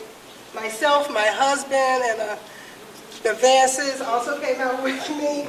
I would like to request, we came to request a meeting if possible with the legislation of operations, if possible on Tuesday, March the 4th, if not at your earliest convenience, if that can be arranged. Members, I think we'll be glad to have you guys on our agenda for the next legislative and operations committee meeting. What did you want to be about? We're over different things for the youth during the summer, and we're just trying to see if we can bring the village in on that and become a part of that to help us further this cause. We've been doing it personally on our own for over the past 22 years. And we've been in the village longer than that, so we're just at this point trying to see if we can just, we want to reach out so we can get more kids involved, so as it's been stated a little earlier, so that they can see that there are opportunities out there to further their education, and whether we acknowledge it or not, as the older adults, most of those things can be done through athletics. There are scholarships out there in different other venues, so we would just like to become as one with the community and further this along. Fantastic. We look forward to meeting with you guys. Okay, thank you so much. And before I leave, I just want to give a special thanks. I was asked to Ms. Keely Childress for her assistance and participating with Foundations for Advancement and help selling those discount tickets that are going around. Thank you. Fantastic. Mrs. Bridget Simmons Franklin.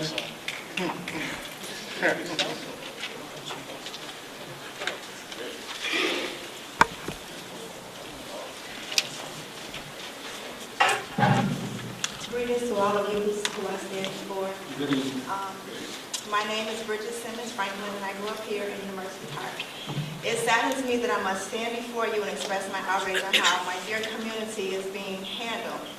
First, the citizens of University Park are not properly informed on the dangerous robberies that are taking place. In the last month, we have had a robbery at Family Dollar, Speedway, drive-by shootings, and numerous break-ins at people's homes, which have all taken place feet away from my home, where I have 3 small children. Just across the street from my home at 11:45 p.m., a neighbor called 911 to inform them that they saw 3 young men wearing all black getting ready to break into an elderly neighbor's home of mine who lives alone. I was so heartbroken at the thought of what they were going to do to this lady once they got into her home. Once again, just feet away from my home where I have 3 young children. We are not being informed to protect ourselves and to be on high alert when it comes to these things. During election season, we see you going door to door, begging for our vote, and once we get it, we almost don't see you anymore. You can go door to door to inform your constituents of what's going on and the danger that lurks in our streets, and that we should protect ourselves. We're not being told what tactics have been put in place to catch the thieves that are turning our community upside down. We've allowed strangers to come into our community and take over. They are taking more than just our belongings from our home. They are also stealing our sense of peace and trust. Now, I respect the police officers, and I appreciate all the work that they are doing, but I have seen them parked in the parking lots at the park, Coretta Scott King Elementary, and stop signs, trying to catch people who are not making complete stops at the stop sign, which I could care less who's not making the stop at the stop sign. I want them patrolling the streets and also patrolling our neighborhood. I need to know that the police is serving and protecting my neighborhood by patrolling the streets and keeping a close eye on our homes so that we can go to work, make a decent living, and pay these high taxes that we've been stuck with, which we don't even have anything to show for. I'm outraged, and everyone in this town should be. We have streets that are not being plowed in a respectable amount of time. Many of us are late for work because we're getting stuck in unplowed streets and parking lots. Broken trucks and a shortage of employees to plow the streets is not our problem. We just want the work done. The sidewalks look terrible as well, and the kids are forced to walk on the streets to their bus stops and stand in the streets to wait for their bus. Someone needs to be held accountable because we keep complaining about the same old things.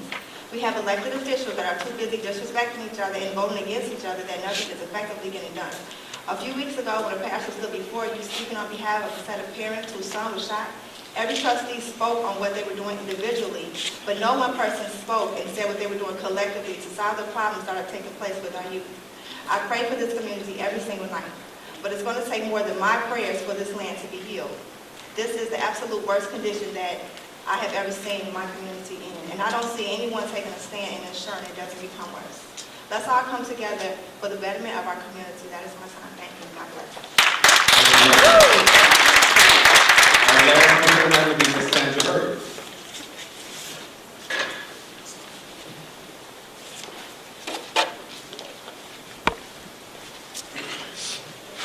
Okay, I'll be brief.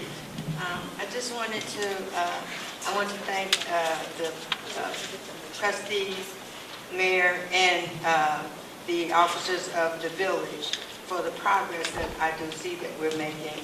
I'm sure that there's some recognition of the progress, but also recognition of that we have ways to go, especially based on the information that we heard tonight from the audit review. But financially challenged as we are, I do believe that we can rise up. I believe that we can improve our situation that we are currently in. And it does take working together. I agree with the young lady who just spoke. So let's start with coming out to the Finance Committee meeting on the 17th of February at 7 o'clock. As Trustee Payton mentioned, it's going to be here in 90 Town Center that day. That's on a Wednesday.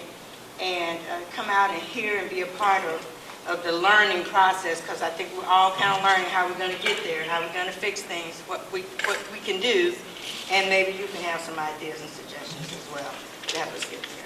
And I just have one other announcement for the assessor's office. We are starting the exemption filing period for senior freezers, which are beginning at the end of March 24th. And we are located at 46 Town Center. Phone number that you can call is 534-6023 if you have any questions. Thank you very much. That ends the public comment Excuse me, section. President. Sure. I just want to respond. I appreciate what the young lady said. I just want to inform the public that the armed robbery that took place at the Speedway, the guy was armed with a handgun. However, our officers we caught him within 20 minutes. They did go face-to-face with him. It was a very dangerous situation. They unarmed him, and he was taken into custody, and he is also, the young man that you mentioned that did the drive-by shooting, he has been identified. There's a $2.5 million warrant out for his arrest.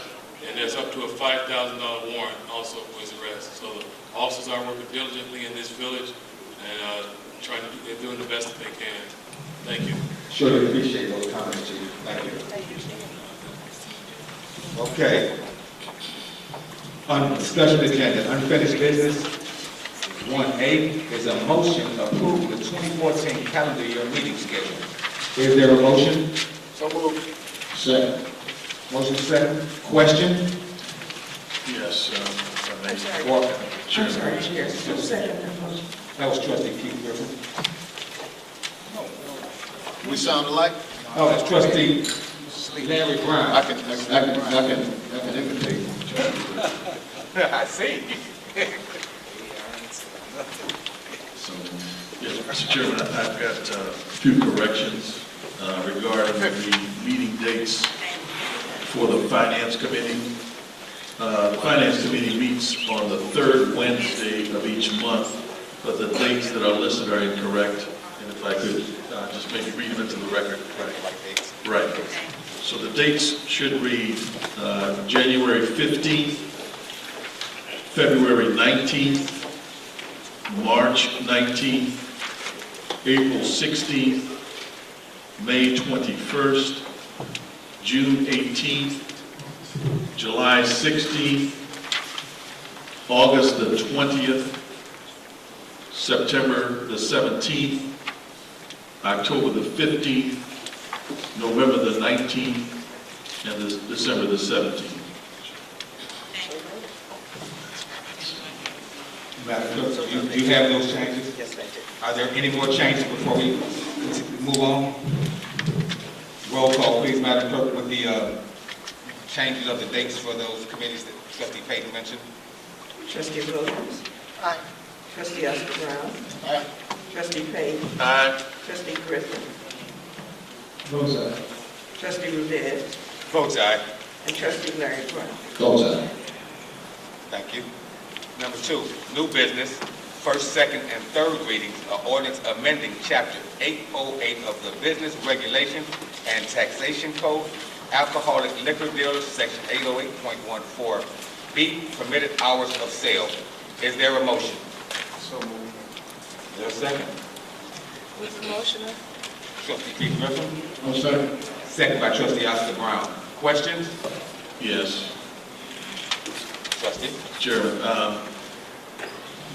The first thing is, we had said previously, unless something was not an emergency, that we would do one reading at a time. That was the whole purpose of having 3 readings, is so that the public and so forth can provide input if necessary.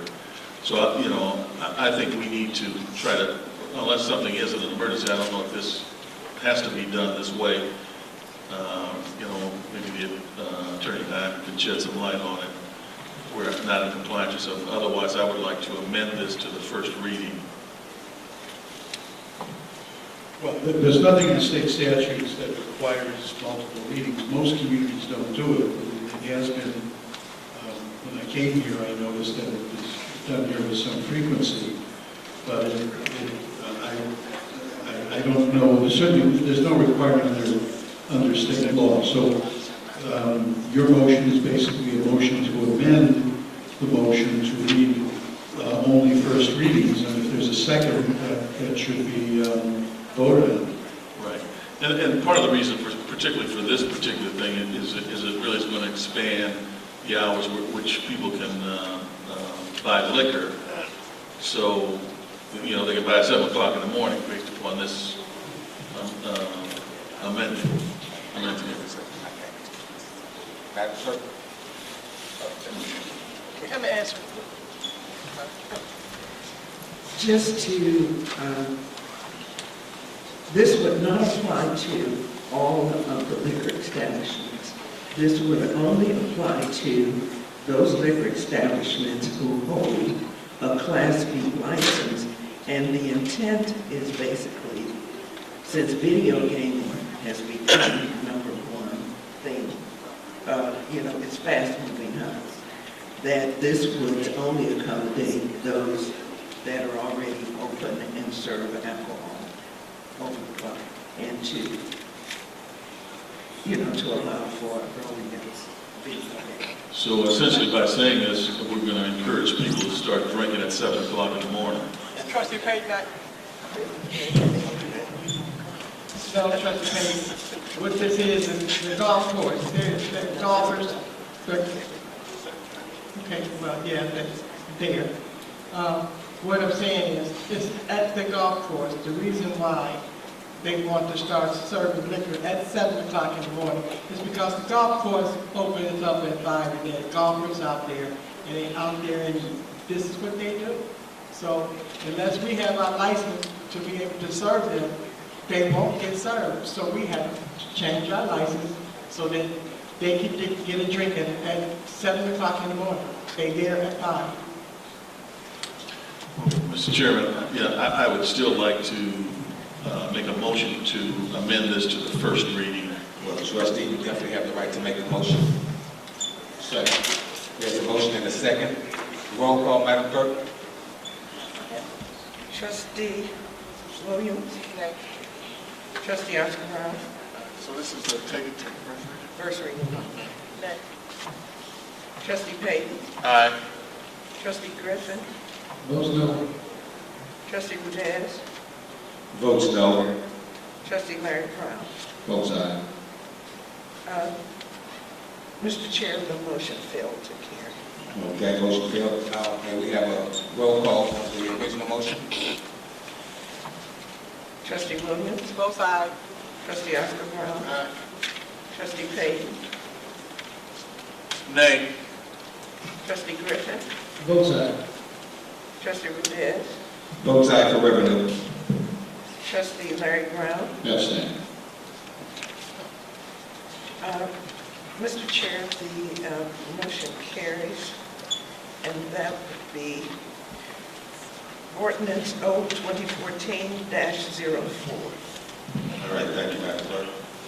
Item 2B, first, second, and third reading, an ordinance authorizing the execution of a lease purchase agreement and other related documents for the purchase of a backhoe loader from West Side Tractor Sales Company.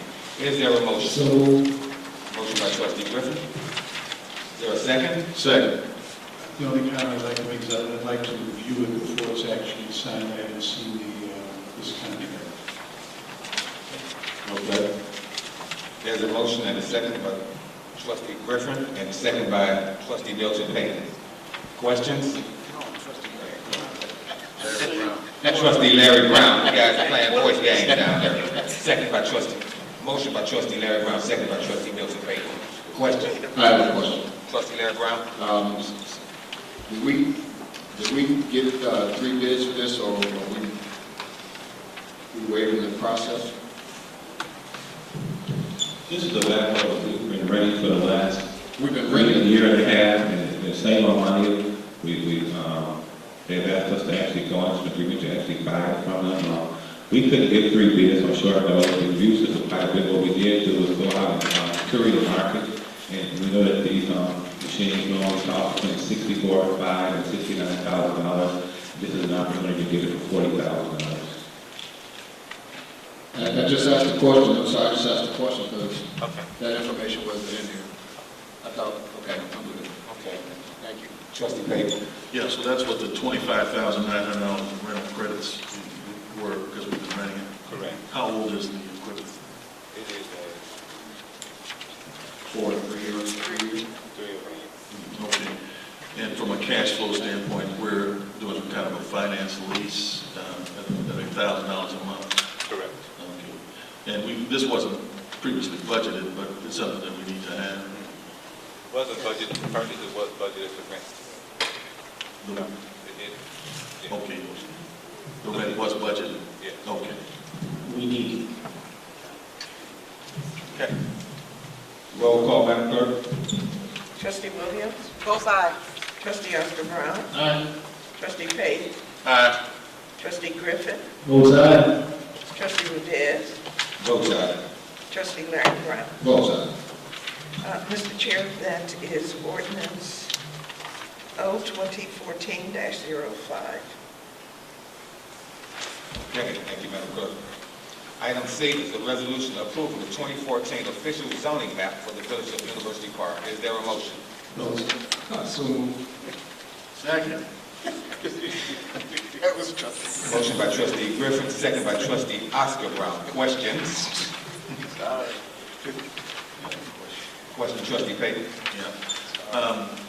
I know that we're working on a comprehensive plan, but I noticed also in the ordinance or the resolution that we're looking at producing a pamphlet, because I think, until we maybe get the comprehensive plan approved. No, the word pamphlet there simply is an indication that ordinances and resolutions can be published either in the newspaper or in pamphlet form. So the phrase pamphlet there simply means that this doesn't have to be published in the newspaper. It would simply be published, this ordinance would simply be published in pamphlet form with a statement on the front of it. It would be posted. So this doesn't relate to the production of an action. This is just a single piece of paper for the map. Okay. Because I didn't want us to preempt the process that we're going through right now in developing a comprehensive plan, which may indicate that, maybe some zoning areas need to be changed. So I was wondering if there was any input on that. This simply relates to the way in which this is technically published. It has nothing to do with the comprehensive plan or anything else. It just indicates that that we don't have to publish this in the newspaper.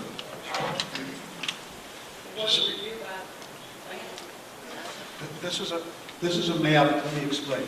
This is a map that in fact was submitted to the village by its engineer, and it simply incorporates what the engineer had in relationship to previously approved zoning. I wrote a letter saying that I don't believe there's actually been a zoning change in 2013. The statute doesn't actually require an official map to be produced if there isn't any change. But one was produced, it has the date 2014 on it, and so so that in fact what was being presented to the public, this nice new map with no changes on it, I believe, I prepared this resolution so that the board could approve it, so that the document could be the official document. There's no changes on this from anything that in fact would not have been approved after recommendation of the Planning Commission and actually action by the village board. So this is merely a technicality, is really the right way to say it. So if someone comes in and wants to buy the zoning map, they will get one with the current date. All right, thank you. Any other questions? So if part of if the comprehensive plan indicates that some development needs to be, just for the sake of argument, residential as opposed to industrial, then we would create another map and go through this process again.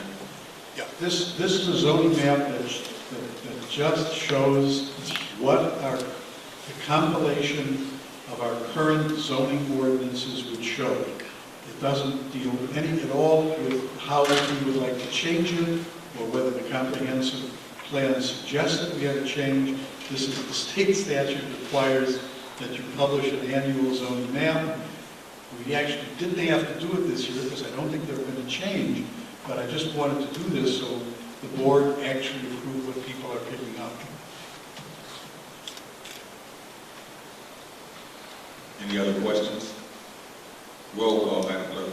Trustee Williams. Both aye. Trustee Oscar Brown. Aye. Trustee Payton. Aye.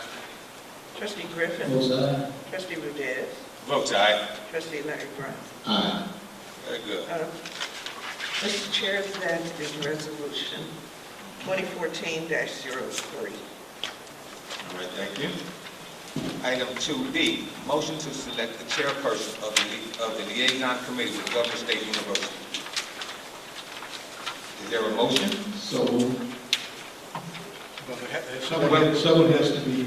Someone has to be. Someone has to be named. I'd like to make a motion to trustee Oscar Brown Jr. to be the chairperson.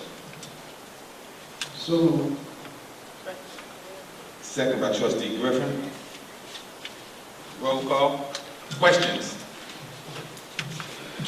And more of a comment than a question. I would just register my objection to this whole process of this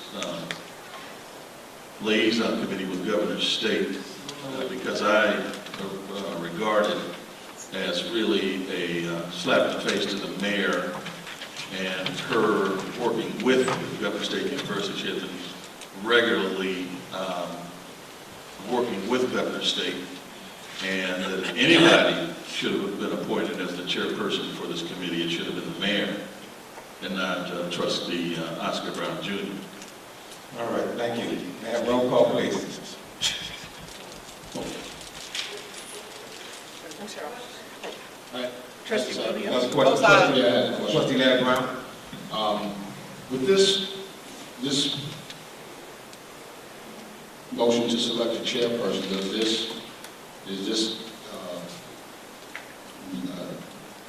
are we mandated to meet with Governor State? Or have they invited us to do this? And is liaison going to take the place of the mayor? Yeah. Well, I can answer that. The answer is that that the legislative body has the ability to create a committee to, in fact, take on a certain task and to choose the members of the committee on the legislative body. The ordinance that was passed indicated that, in fact, there was a sense that there had not been adequate information coming to this board with regards to the relationship with Governor State. So it is clearly an alternate method for the village board, indicating that it's interested in this matter, especially based on some expansions of Governor State, to in fact open up another area of dialogue. It does not prevent the mayor from doing whatever the mayor wishes to do. So it's an alternate method, and it's within the board to establish its own committees. Okay, and then my next question is, does Governor State, are we invited? We just go to the meetings? Is it by invitation? Because I understand that any meetings that were there were by invitation. Well, I think the answer is that this committee would make it known to Governor State that this committee had been organized, and it would be up to Governor State if they wanted to meet with this committee. It certainly would be up to them to make that choice. Yeah, a couple of things. First, Trustee Larry Brown, unfortunately you were out ill, but they had already prepared the letter a month ago to go to President Mayman, announcing that Trustee Oscar Brown Jr. was going to be the liaison. The other question I have is kind of a technical question. Attorney Diamond, perhaps you could answer it, because based on our standing rules, the mayor makes appointments to committees. How does what we are looking at right now, even appointing a chairperson to be a member of that committee, square with our standing rules for appointees to committees and commissions? Well, the answer is I think that standing rule has been modified, but the ordinance that created this committee specifically provided that the board chooses the chairman and the chairman chooses the members of the committee. So that's already been passed by ordinance. My recollection is that that letter that was drafted did not indicate who the chairman of the committee would be. It was simply a potential letter that the chairman may wish to send once the committee was organized and the chairman was created. So this is within the actions of your own past ordinances. So essentially what you're telling me is that you did a great job in working with and against our mayor to circumvent her powers using a process that would be normally acceptable for committees and commissions. Is that what you're telling me? Well, Trustee Payton, I'd just like to intercede for a second. I think that we've tried for a couple of years to get a relationship developed with the governor of state, and it's come to a dead end. And I think if we don't try an alternative, we'll be left out of any possible relationships and growth. So this is an alternative method, and we should try this. And I think we should do things that we haven't been doing in the past, because if we continue to do the same thing over and over again and expect different results, it won't happen. So this might be a little different for you, a little challenging, but I think it's in the best interest of the people in the community. It's not about the individual or anybody else who can bargain on anyone's behalf. It's a unified group that hopefully can bargain with the government state and bring productivity to the region. Yeah, just, Chairman Ruiz, I attended the kind of groundbreaking ceremonies for the new dorms, Prairie Place. Yeah, you were there. Yeah, I'm sure you were. And if I remember correctly, President Naaman publicly praised Mayor Covington for the work that they did together in trying to move Governor State forward to create a four-year university. So it's not like, she was not doing some things, Now, if, as a board, we need somehow to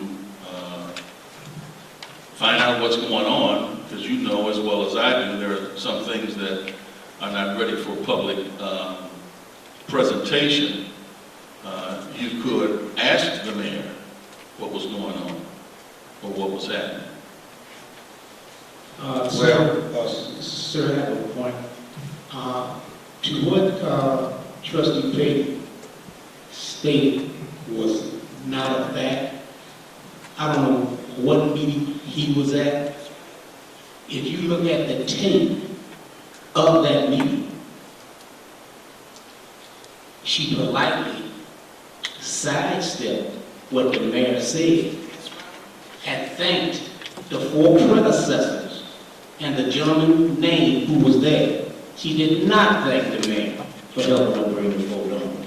Because she said it in her statement, "I like to thank my predecessor." Now, the mayor's a predecessor when she's president of the governor state. She wasn't. So your recollection is very murky at best. Trustee Griffin, you're absolutely right. This did not happen over a cup of coffee and saying, girl, let's make this a four-year university and move on. It happened 10 or 15 years down the line, the seed was planted. But that's besides the point right now. It's not about big eyes and small T's.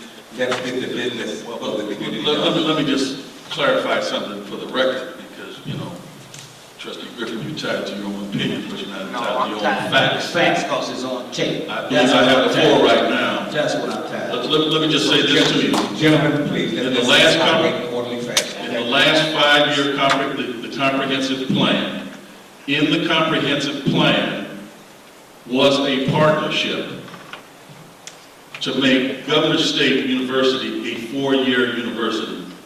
And you know why I know that? Because it was my recommendation that it be put in there. Because if we were going to do a transit-oriented development, in order for any businesses that would locate around the train station, you needed to have customers. And the best way for that to occur would be for Governor State University to be a 4-year university. And I know personally that the mayor talked to not only the former presidents, Wolf and Fagan, but also President Naaman about that. So you're entitled to your opinions, Trustee Griffin, but you're not entitled to your own facts. Well, the facts is the statement that she made at the groundbreaking ceremony that you said you was at. I don't know where you were, but you weren't in that meeting because it's on tape. That's a fact, okay? So you look at the facts, sir. Hey, Ian, call the question. Yeah, I'll second that. Okay. Madam Clerk, roll call, please. Trustee Williams? Aye. Trustee Oscar Brown? Yes, call the question. Your sister Collins? Aye. Trustee Payton. Aye. Trustee Griffin. Both sides. Trustee Rudez. Both sides to call the question. Trustee Larry Brown. Aye. All right, roll call, Madam Clerk. Trustee Williams. Both sides. Trustee Oscar Brown. Aye. Trustee Payton. Nay. Trustee Griffin. Both sides. Trustee Rudez. Both sides for progress. Trustee Larry Brown. Both sides. All right, congratulations, Chairman Oscar Brown. Trustee Oscar Brown Jr., I'm quite sure with your intelligence, your expertise, that you will develop a great relationship and move our community forward. Thank you. Yeah, I'd also like to take this time to thank the majority of the board that will allow me to act as the liaison to W State University. We do have some definite plans. I plan on calling the first meeting in 2 weeks with the manager of the mayor's convention. I'd like for Deputy Chief Chelios to attend so we can begin talking about, I believe, service agreement and with Governor State University. Also, I'd like to take this time to name my members. As you can tell from the vote, we're probably addressing. Can you just hold tight for a minute? Now read this. Thank you very much. Item 2E is possible action by committee chairperson, which is now Trustee Oscar Brown Jr., to name the members of the board committee. To the committee, I'd like to name Liz Williams, trustee, Keith Griffin, trustee, and Joseph Rudez, trustee. I accept, trustee. I accept. Thank you all very much. First meeting should be in about 2 weeks, I think it's February 28th or so. Madam Clerk, do we need a roll call or anything? No? Okay. Good.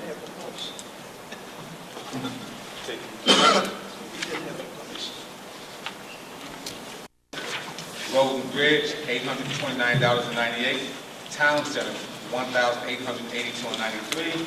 Golf Course Fund, $14,256.11. And a motor fuel tax of $9,923.21, with a grand total of $207,721.31. Is there a motion? So moved. Is there a second? Is that Trustee Payton? Yes. Is there a second? Larry Brown. Larry Brown. Trustee Larry Brown, questions? I have a couple of questions, Mr. Chairman. Go ahead, trustee. One is the first check number 81155. This is on page 1, which is the $35,552.33 invoice from Ansel Blank, Diamond and Bush, our attorneys. What month is that for? It just says legal service. That's a replacement check. I think it was March 2013, or it could have been October 2012. We originally mailed a check and never got cash. That was basically a replacement check.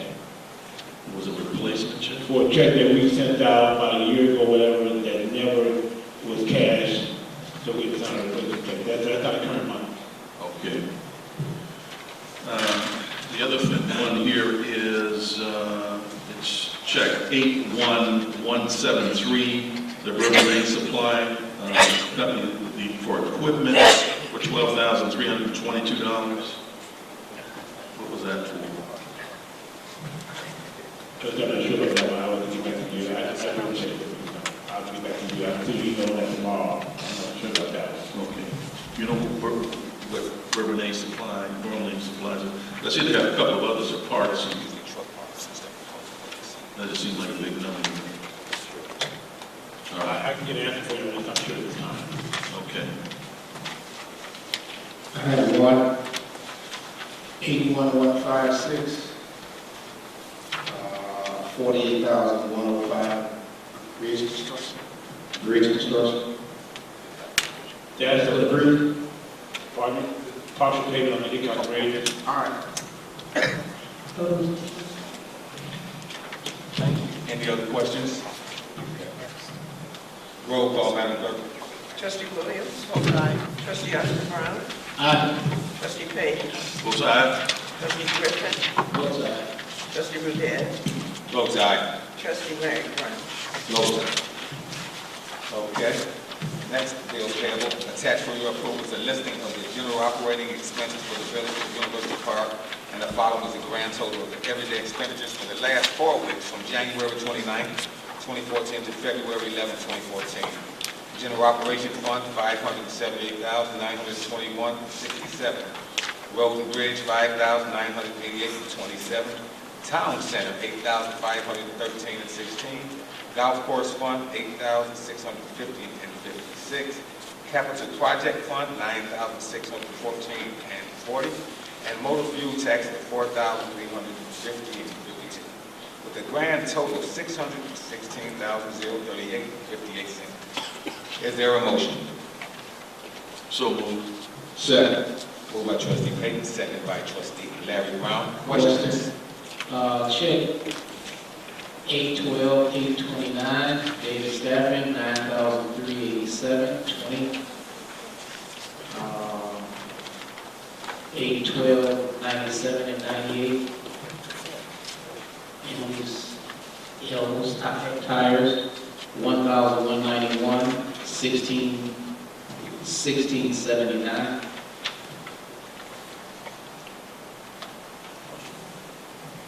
What was the second check again? 812, 97 and 98, the tires. One is 1,191, one is 1679.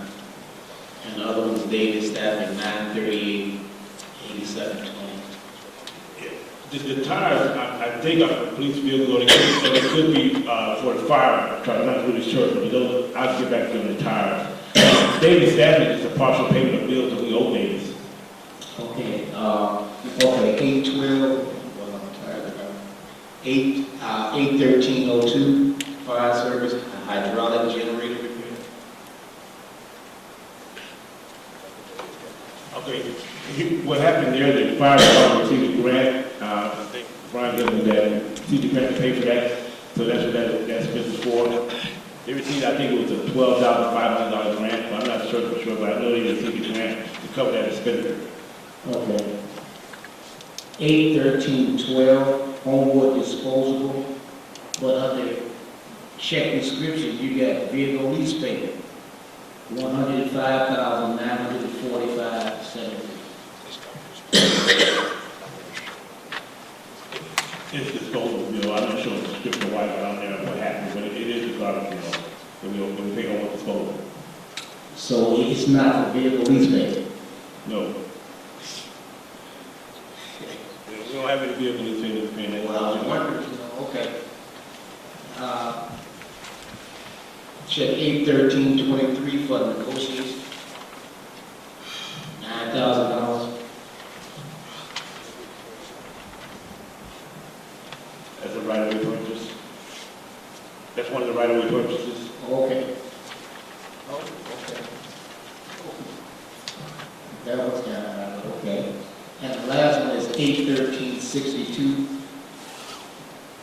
escrow closing.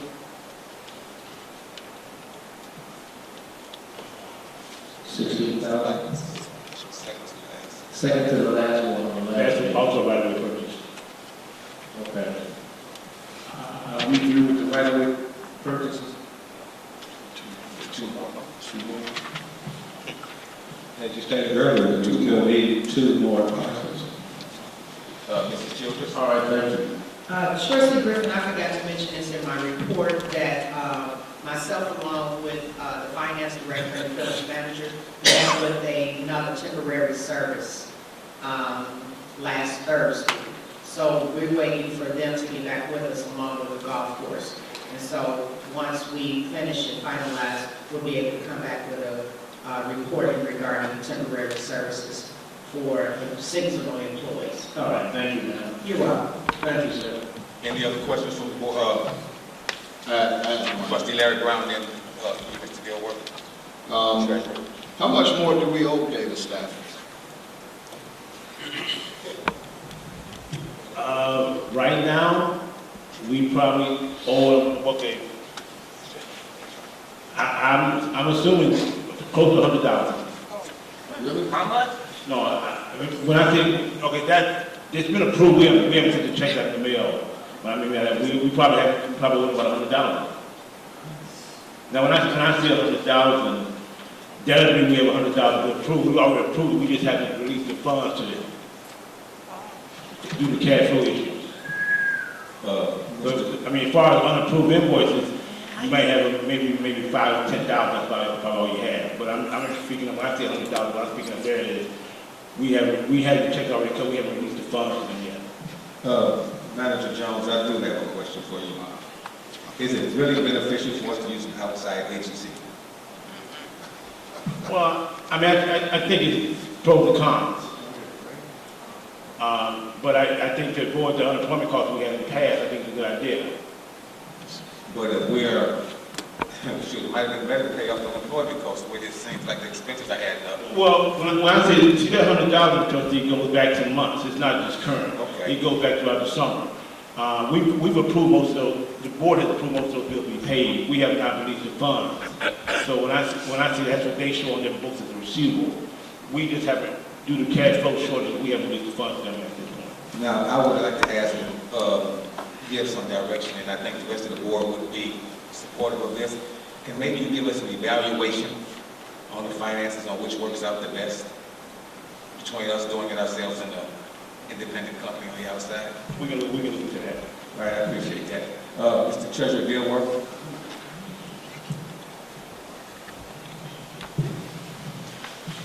Thank you, Mayor Pro Tem, Board of Trustee members, thank you. When I was signing checks, David Staffing, I seen double payments within that, those bills payable. So, you know, I just want to let you know that I seen double payments when I was there signing checks. So that was my, me analyzing and actually taking a look at these vendors and actually bill payables as well too. When I was signing the check. So, and another thing too, I wanted to ask about check 81340, Promises Engineering, that $15,000 check. What was that check for? What work was that check?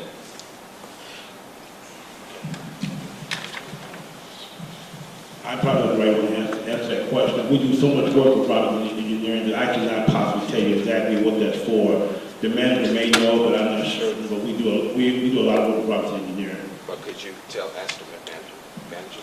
I don't know offhand. Okay. Any other questions from the board members? But Mr. Jones, we're going to really look forward to that evaluation because we need to make some decisions on the best way to utilize our money for our programs. Appreciate that. Excuse me, Mayor Pro Tem, because the pros of this has been, because we didn't have to worry about the background, but I've been working back and forth trying to get the high school, because they have their own background machine, to see if we can do some partnership with them. And my colleague here, Mr. Bradley, we've been working on some other things with them as well. So we'll definitely find out and then be able to get back with you when Joe gives you that report. Then I can tell you financially what it will cost as far as the background checks are concerned. Okay, I appreciate that. Any other questions from the board? Roll call, Madam Clerk. Trustee Williams. Both sides. Trustee Oscar Brown. Aye. Trustee Payton. Aye. Trustee Griffin. Vote aye. Trustee, I'm sorry, what was your vote? Vote aye. Trustee Rudez. Votes aye to pay the bills. Trustee Larry Brown. Aye. Okay, now it comes to the close of our evening, and now we're going to have Board of Trustees and manager comments. We'll start off with Madam Clerk. Thank you, but I have no comments. Okay, Trustee Larry Brown. I just want to thank each and every one of you for your call of concern. Just this past, when you're ill, at least for me, it's a time to reflect about the things that are important those things that you can control and those issues you can't control.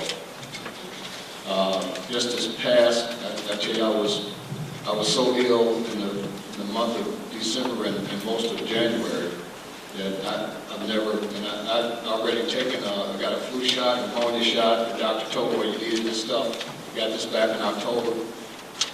I've never been as ill as I was.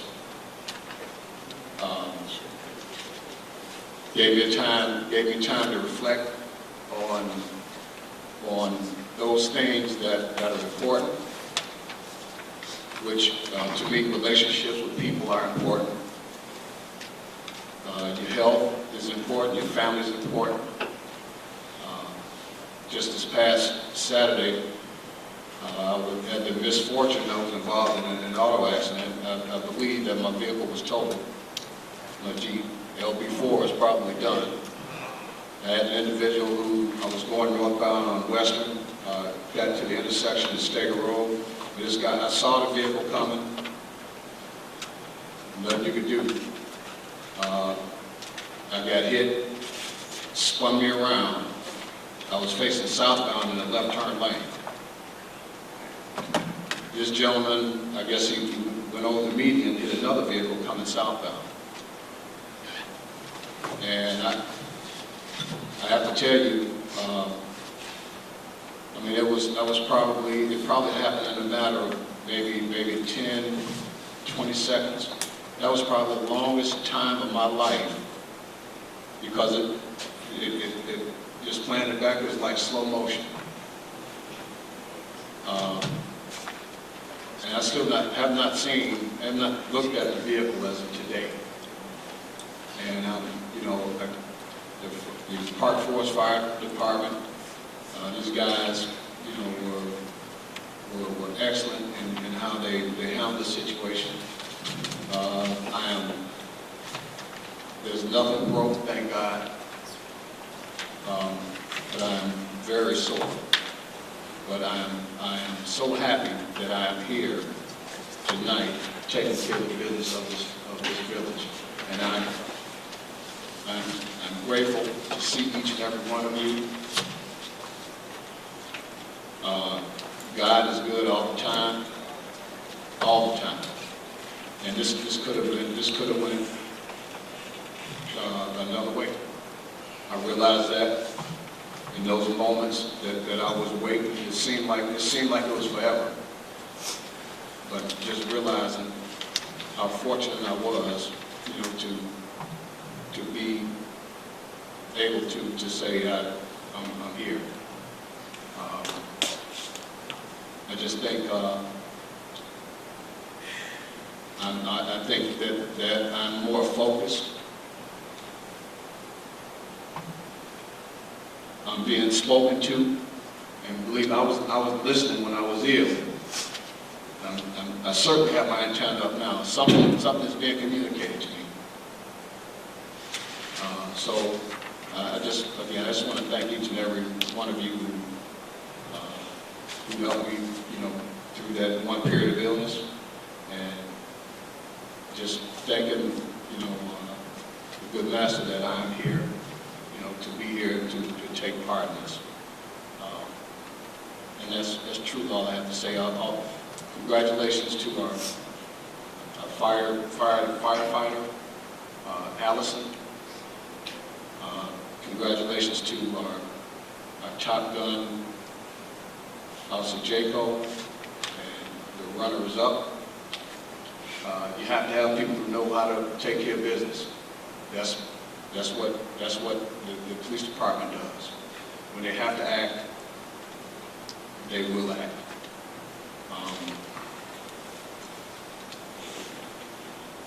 I want to just also take a moment to think about those individuals. I know we had a co-worker had Hutton, Mr. Hutton's wife passed.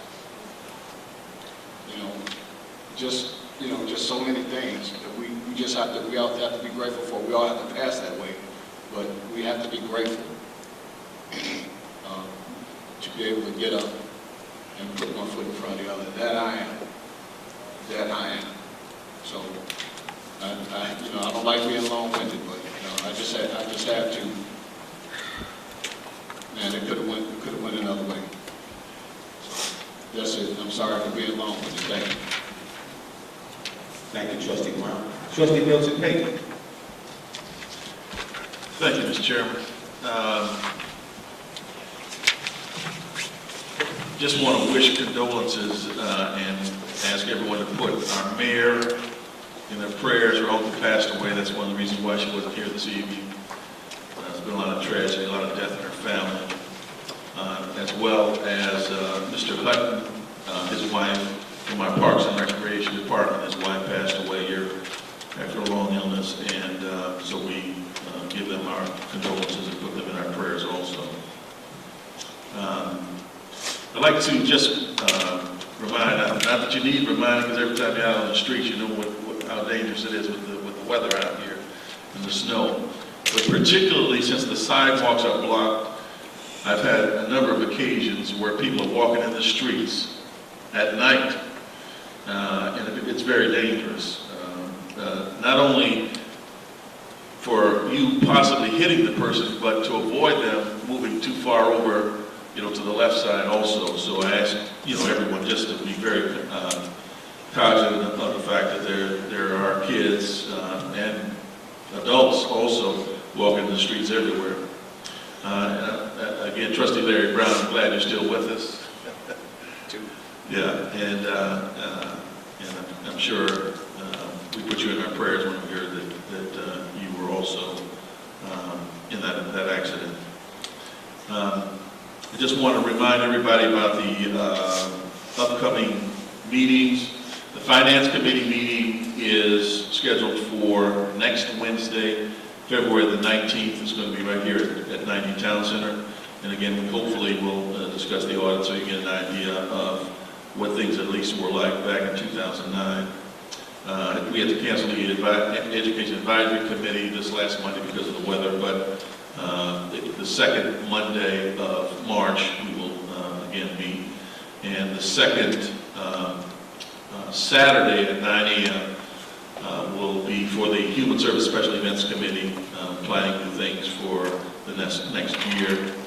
And then on Saturday, the 22nd of February at 11 a.m. at God's Nations Church, right over here next to the cable station and strip mall. Concerned Citizens is having a meeting, so we invite you all out. Some of the issues that were brought forth,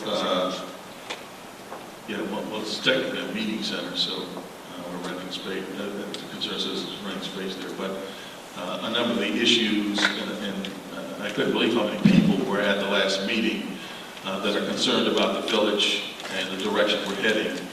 And so we encourage you to come on out, try to become a member of the Concerned Citizens to address some of the things that were brought up, snow removal, crime, that. So with that, that's it, my comments. Trustee Williams.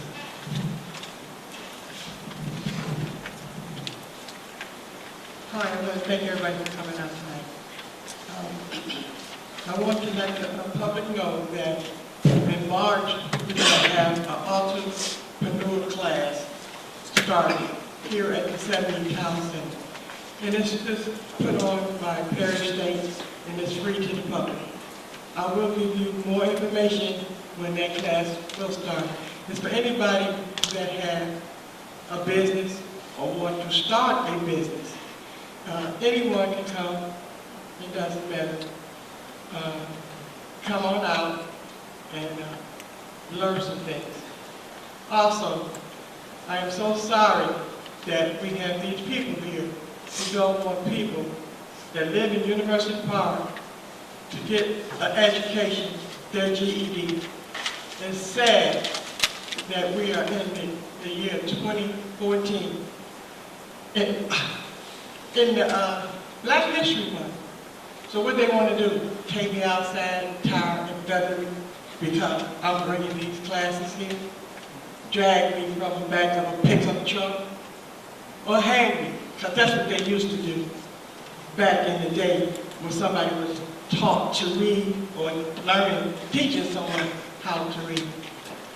Don't forget that these students need an education, and we're here to help them.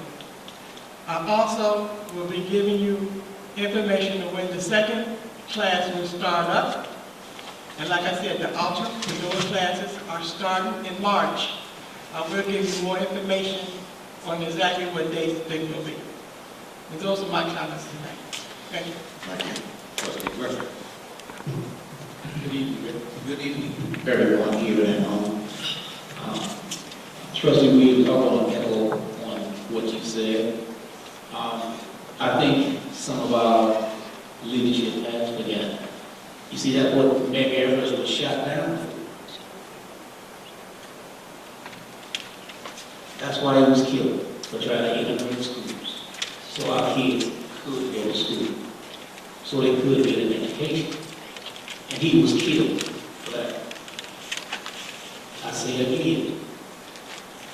For whatever reason, the people, young folk, didn't finish their education, they see fit to come back now. And I've heard some of these same trustees, it takes a village. Well, where's the village now?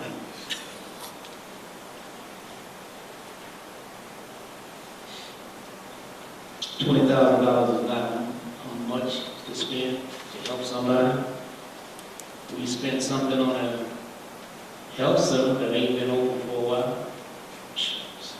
I think we spent about 60, 65, no, I think about $70,000 plus $30,000 in the budget for that. So another 30, so close to $100,000. It's still not open. So $20,000 a year is a small to pay to help someone get an education. Because without that GED, you can't do anything. You need that to go to college or anything else to continue your education. So I'm with you on that. I wanted to talk to the young lady before she left. Because I didn't, my liaison didn't let me in, but that's okay. We had the third snowiest history in Chicago right now. Third.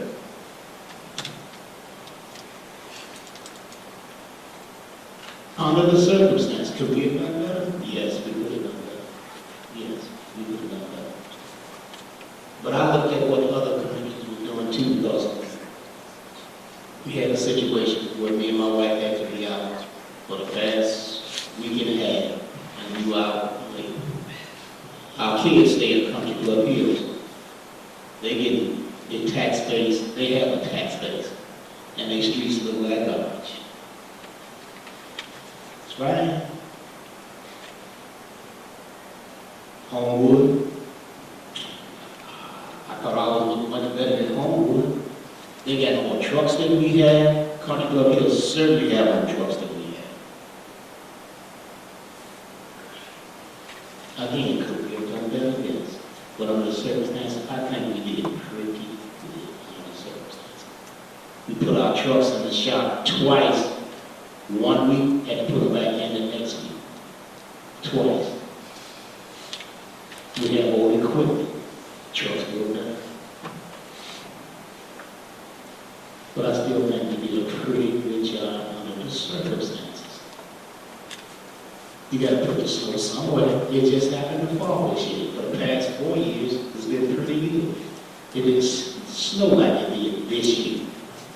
Twice a week, sometimes 3 times a week, it snowed.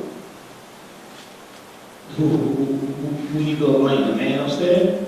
Okay. Well, that's on you. But it happened. We did the best we could with what we had. I think we did a pretty good job.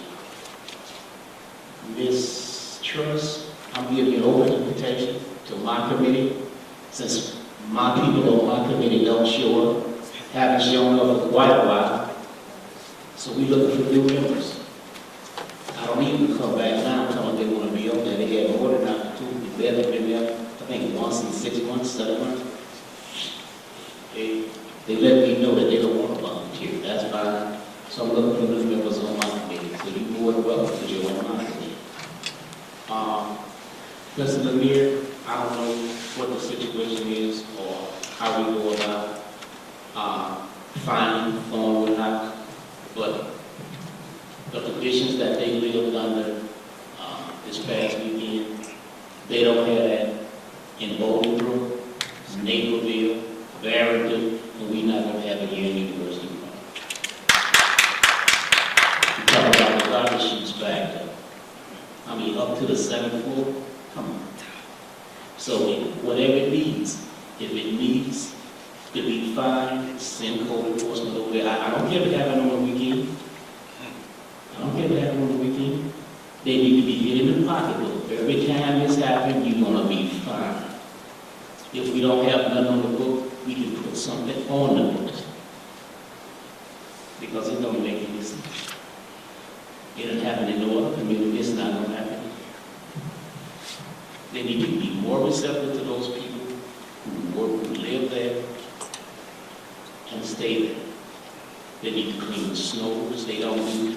I know that their walkway to Dollars, there was hours, and it was cold. They couldn't clean their walkway, but they got to it the other day. It looks good.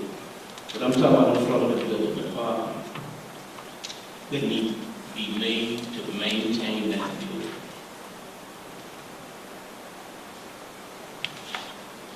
They need to do it. Those are my comments. Everybody have a blessing. Thank you. I just want to let you all know, Clerk D had said that we would have our golf advisory meeting on Friday. We forgot that was the Valentine's Day. So we're going to change that, and we're going to switch it back to Wednesday of next week at 5:30, 6 o'clock. So that'll be Wednesday, 6 o'clock, the golf advisory meeting. Thank you. Trustee Oscar Brown. Good evening, everybody. Thank you for coming out and viewing. First, I'd like to announce that the Foundation for Advancement are selling these excellent cards that provide discounts at local restaurants and various other places that you can check online. One of my favorite ones, and I'll send a shout out to this place, is the Big Apple Pancake House. If you have not tried a Big Apple Pancake, they are delicious. And you get 10% off a $10 minimum purchase, which ought to cover your Big Apple Pancake, eggs, bacon, and grits. So please come out, support the Foundation for Advancement, and buy one of these cards. I had an interesting day in court today. I impressed the judge with my knowledge of judgments and vacating them. Now, I won't bore everybody with the difference between a 1203 motion and a 1401 motion to vacate a judgment that's been agreed. But the one thing I did when I was impressing this judge, I did not talk loud and say nothing. I did things that made sense. I went to spend hours at the library. I was supposed to go somewhere that night with Patty, and I didn't go because I had to prepare myself to talk about the various ways I could get this judgment vacated. But the one thing I didn't do was talk loud and say nothing. When a person talks loud and constant to get their point across, there's usually something wrong with that position. Now, I want to piggyback on a few things that were said earlier tonight, and I think this is what the comment portion of this is for. You heard one of our trustees here talk loud about how the mayor helped with Government State University. But I got to tell you, that was talking loud and saying nothing.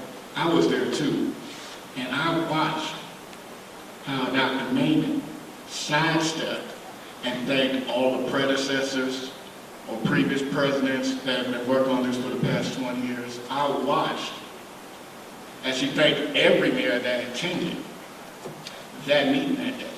That includes the mayor of Park Forest, Olympia Fields, Richardson Park. I watched that. So you can talk loud all you want, but you're saying nothing if you're not telling the truth. You got to prepare yourself. You got to go and review the facts. You got to prepare yourself for the law. And then you talk. And you can impress somebody. But you don't talk loud and say nothing. As far as some of these opinions I've heard about this GED program, I have to say, I cannot agree with that. You know what? We can be a giveaway village, or we can be a teach the people to fish village. I'm going to teach people how to fish. You cannot survive out here without a high school diploma or something equivalent to that. You can't go to college. You can't go to the next step.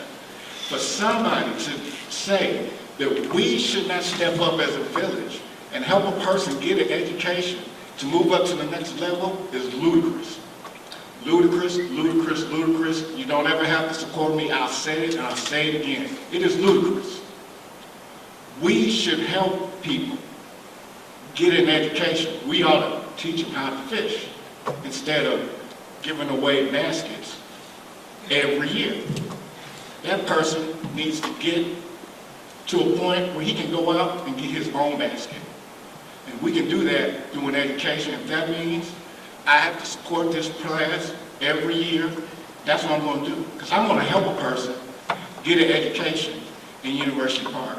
You don't have to go to Prairie State. You don't have to go to Crete. You don't have to go to Monique. You don't have to go to Beaton. You don't have to go to Springfield. You don't have to go to Kingdom Come. You can come right here to University Park, because in University Park, we take care of our own and we make sure we teach people how to fish. Let's see. Also would like to wish everybody happy Valentine's Day, all the romantics out there. Make sure you go out and buy some roses, chocolates, and enjoy that day. And don't go to the golf course advisory committee. Those are my comments. Oh, on Friday. Go on Wednesday. Was it Wednesday? Thank you, Trustee Oscar Brown. Comments well taken, points well made. I'll be as brief as possible, but there are some things on my chest that I really need to get off, and I need to bring clarity for the residents in our community. Several of my neighbors have come to me and said that there is a rumor going through town that I have solicited individuals to come to these board meetings and make specific statements from the podium. When I first heard this rumor, I dismissed it because it's far from the truth, and it was absurd. But I did think about why someone would state a lie and pass it on, creating a rumor that is so wrong and so deceitful. I found that I don't understand why someone would do that unless that's what they do. Let me clearly state that I have not and will never try to advance an argument or a position by using someone to speak for me from the podium in these board meetings. I respect every person who participates in these board meetings, including Mildred Morgan. These meetings are held under the Open Meetings Act of Illinois, and Mrs. Morgan and every other resident that wishes to speak has my attention and respect when they do so. But make this clear, but no one speaks for me other than my wife Linda or myself. And it is an insult to me, not just to me, but to all residents when one of you gets disrespected in any way in this meeting. And I'm speaking of my board members because I don't support anybody who will come up here with slanderous attacks on our people. That's not the way the business gets done, and that's not the message that we would like to send. So, just to say that this board and the employees are taking care of business and spending our taxpayers' dollars doing the best that we possibly can. So for the record, Joseph E. Budez, Trustee Budez, does not incite or riot, does not ask Mrs. Morgan to come and speak on my behalf at the board meeting. Those are straight, not truths, and those are basically lies. All right? Hopefully that can clear up some confusion that's in the community and we can move forward. Now, let's talk about some good stuff. Let's talk about all this great snow that we have in our community that everyone's so irritated, aggravated, and frustrated about. Unfortunately, as Trustee Griffin says, we have record snowfalls, and you know, no one street ever gets plowed enough. The sidewalks, the cul-de-sacs, the roads aren't salted. We're doing the very best we can. For those of you who don't know, the state of Illinois is in a bad position on just the salt, and a lot of communities are using salt and sand mixture, trying to do the best that we can. I know there are some flaws and some faults, and us as a board want to make sure that our community reflects the best of hard work that our employees are doing out there, and we do our best to continue to do the best we can. We've had tons of problems with the trucks, And hopefully that's a sign that we can plan better for the future and make the right purchases for the village, so we won't have these problems. So, to say that I can understand the frustration, because I'm frustrated as well too when the snowplow trucks come down my street after I busted my tail to shovel and they push me right on back into the sidewalk. You know, so I share your frustration and I feel your pain, and this too shall come to pass as we move forward. And hopefully once we buy all this equipment and get everything squared away, we'll probably never have another big snow like this for some time to come, but at least we're prepared and ready. Second of all, we'd like to just say my condolences to those people who have lost their loved ones. And just Mr. Hutton, the guy that works for Park and Recreation Department, he's not just an employee of the village, but he's a friend of mine and a friend of this community. And when a person loses a significant other, it hurts. Even though that we all know that we're going to take the road to death sooner or later, death still hurts. So just like the community came together and they had a great showing at the homegoing services for his wife, the same community needs to come together for the further advancement of education for our community members out here. You cannot even enlist in the United States military without a GED. And if we can help one person by a chance, by giving them an opportunity to walk from their home or apartment in our community to get a graduate equivalency diploma, then we should all be in support of that. All right, so let's not be so personal, and let's have an opportunity, and I'll ask you guys to be cautious and careful when you guys come to the podium and just say these outlandish things on how we fight about educating our people. Not just our people, but it could also go into a regional thing. So let's be cautious. Let's not come to this board meetings and be slanderous of our officials that sit here. Let's come and present ourselves in a way that we want to be respected as a community and elected officials. From this day on, if you have a problem, I'm quite sure that every official up here would take the time out to sit down and meet with you one-on-one. So when you come to the board meetings, we're actually here to do the business for the last 2 weeks of the village, and not to come up here and attack, make brownie points or anything else. It's hard enough out here for everybody. Let's not just continue to bury insults and insults. Plus, if you say you want development, stand back, put your personal differences to the side, and support those who are going to actually get something done in this community. I thank you for your time. Thank you for honoring me as the mayor and pro tem tonight, and we look forward to moving this community forward. And by the way, I just hate to tell my board members that I'm going to have to ask for a motion to adjourn, but we do have to go into executive closed session for collective bargaining reasons. Is there a motion to adjourn and go into executive session? Second. Who made the motion? Trustee Keith Griffin, Trustee Oscar Brown. Thank you much, you guys. Stay warm. Roll call, Madam Clerk. I'm sorry. Trustee Williams? Aye. Trustee Oscar Brown? Aye. Trustee Payne? Aye. Trustee Griffin? Trustee Griffin? Aye. Aye. Trustee Rudez? Votes aye. Trustee Larry Brown? Trustee Larry Brown? Aye. Aye. Thank you. You got to give these residents a lot of credit for braving these cold winds to come on out. They really care about that.